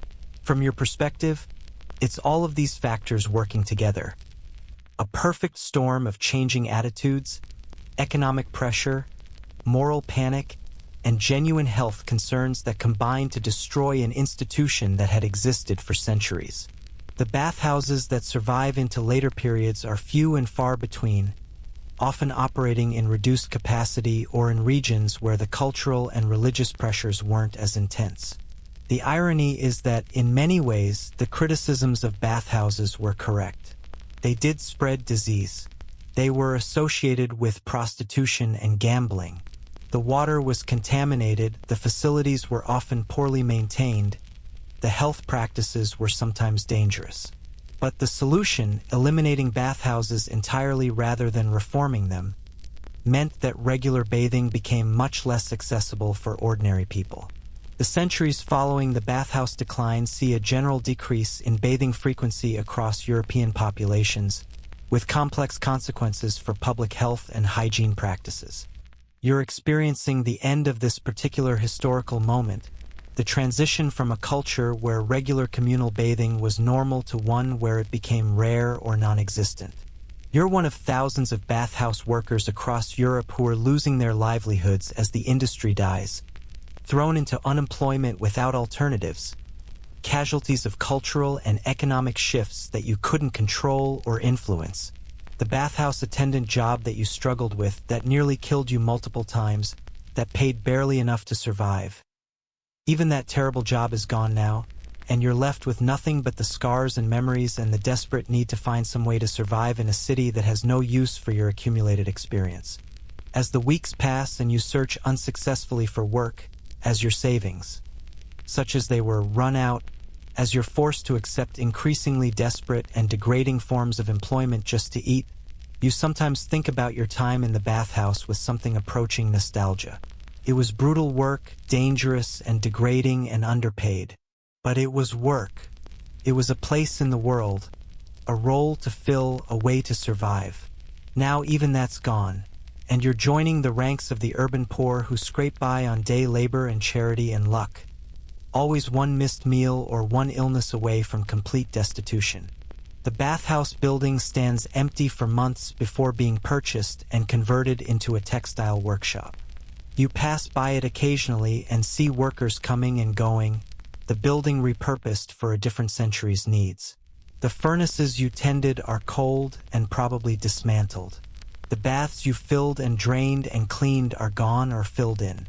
The rooms where you witnessed human nature at its best and worst are now filled with looms and spinning wheels. The bathhouse you knew exists now only in memory, and soon even the memories will fade as the people who worked there and used it die off and are forgotten. And here, as the story of your brief career as a medieval bathhouse attendant comes to its quiet, undramatic end, perhaps it's time to let these thoughts settle like dust. The candle flickers lower now, casting softer shadows across stone walls that have witnessed so much. So many ordinary lives moving through their difficult dailiness.